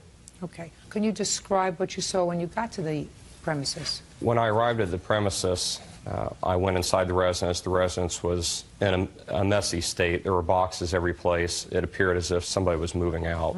Some trash, not anything that would be deplorable to live in, but it just appeared to be unorganized and a lot of boxes and packing going on. But you found nothing untoward? No. Were you responsible for calling Child Protective Services? No, ma'am. Do you know who did? More than likely, any reports that we take involving children in a case such as this gets forwarded to CPS automatically. Okay. Anything else you want to tell me, sir? No, ma'am. Thank you. You can have a seat. Okay.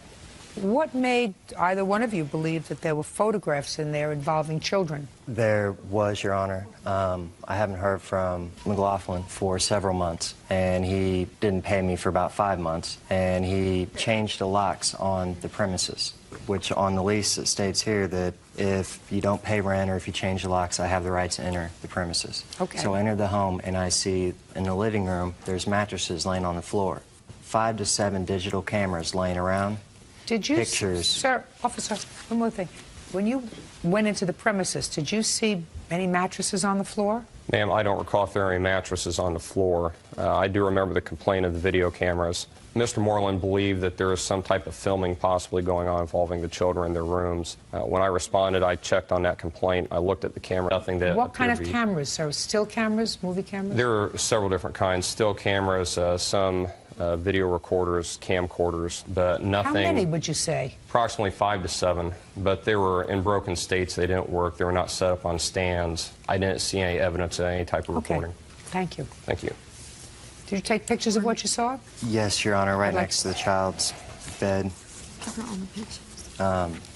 There was an open box of two open boxes, and he also had plenty of time before the police entered the property to dispose of what I seen. Don't tell me, that's supposition. It's not carpet. If I like to add some. These were taken the day that you called the police? Is that what you're telling me? Yes. Okay. Officer, would you step up, please? Yes, ma'am. Would this be a fair and accurate representation of the condition of the house when you saw it? Yes, that does appear to be taken in June.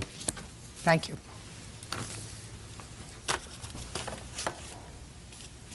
Mr. Moreland was perfectly right to pick up the phone and call the police and have them come to at least look into what was going on in that house. You moved in, according to you, on May the 3rd. This house looks like a disaster area, an absolute disaster area. And I'm not even addressing the pornographic material that's there, which, by the way, you acknowledge that you had in the house, but you say it was, in fact, put away so that the children couldn't reach it. Well, somebody reached it. It may have even been Mr. Moreland, but somebody reached it. I'm not even addressing the pornographic stuff that involved what appeared to be young children, which is weird. The condition of the house would lead a normal person to believe that something wasn't right there. So he had an absolute right to call the police, and the police had an absolute responsibility to call Child Protective Services. So your complaint is dismissed. Now let's get to your counterclaim. You're suing for the rent for the time that they lived there. Rent was how much a month? $9.50. When did they move out? They actually moved out in October. They did not move out in June. June, July, August, September, October. 5 months. $4,750. Listen, they're scammers. I know you are. Period. Squatters and scammers. And based upon the photographs that I saw, not very responsible parents either. Now, you don't mind my not going into this grill that they allegedly took? I don't care about a grill. They owe you for rent. And how much did it cost you, Mr. Moreland and Miss Cooper, to get them out? Or did they just move? They eventually just moved, but trying to fix up the house after they left, we had to end up filing a bankruptcy because of the mortgage and everything else wasn't paid. And that cost us $4,200 just to file that. So you see, when you have a problem with your ex-wife and bills that built up during the divorce, and you go to scam somebody else, what happens is they get hurt. It's a trickle-down effect, because they didn't have money to pay the mortgage, because you didn't pay the rent, and you refused to move out of the house. Perfect strangers had trouble. You ought to be ashamed of yourself, both of you. And I certainly think Child Protective Services should give another look to where you're living now. Where are you living now? Decatur Township. You know where that is, sir? I do, ma'am. Good. Judgment for the defendant on the counterclaim in the amount of $4,700. Claim is dismissed. That's all.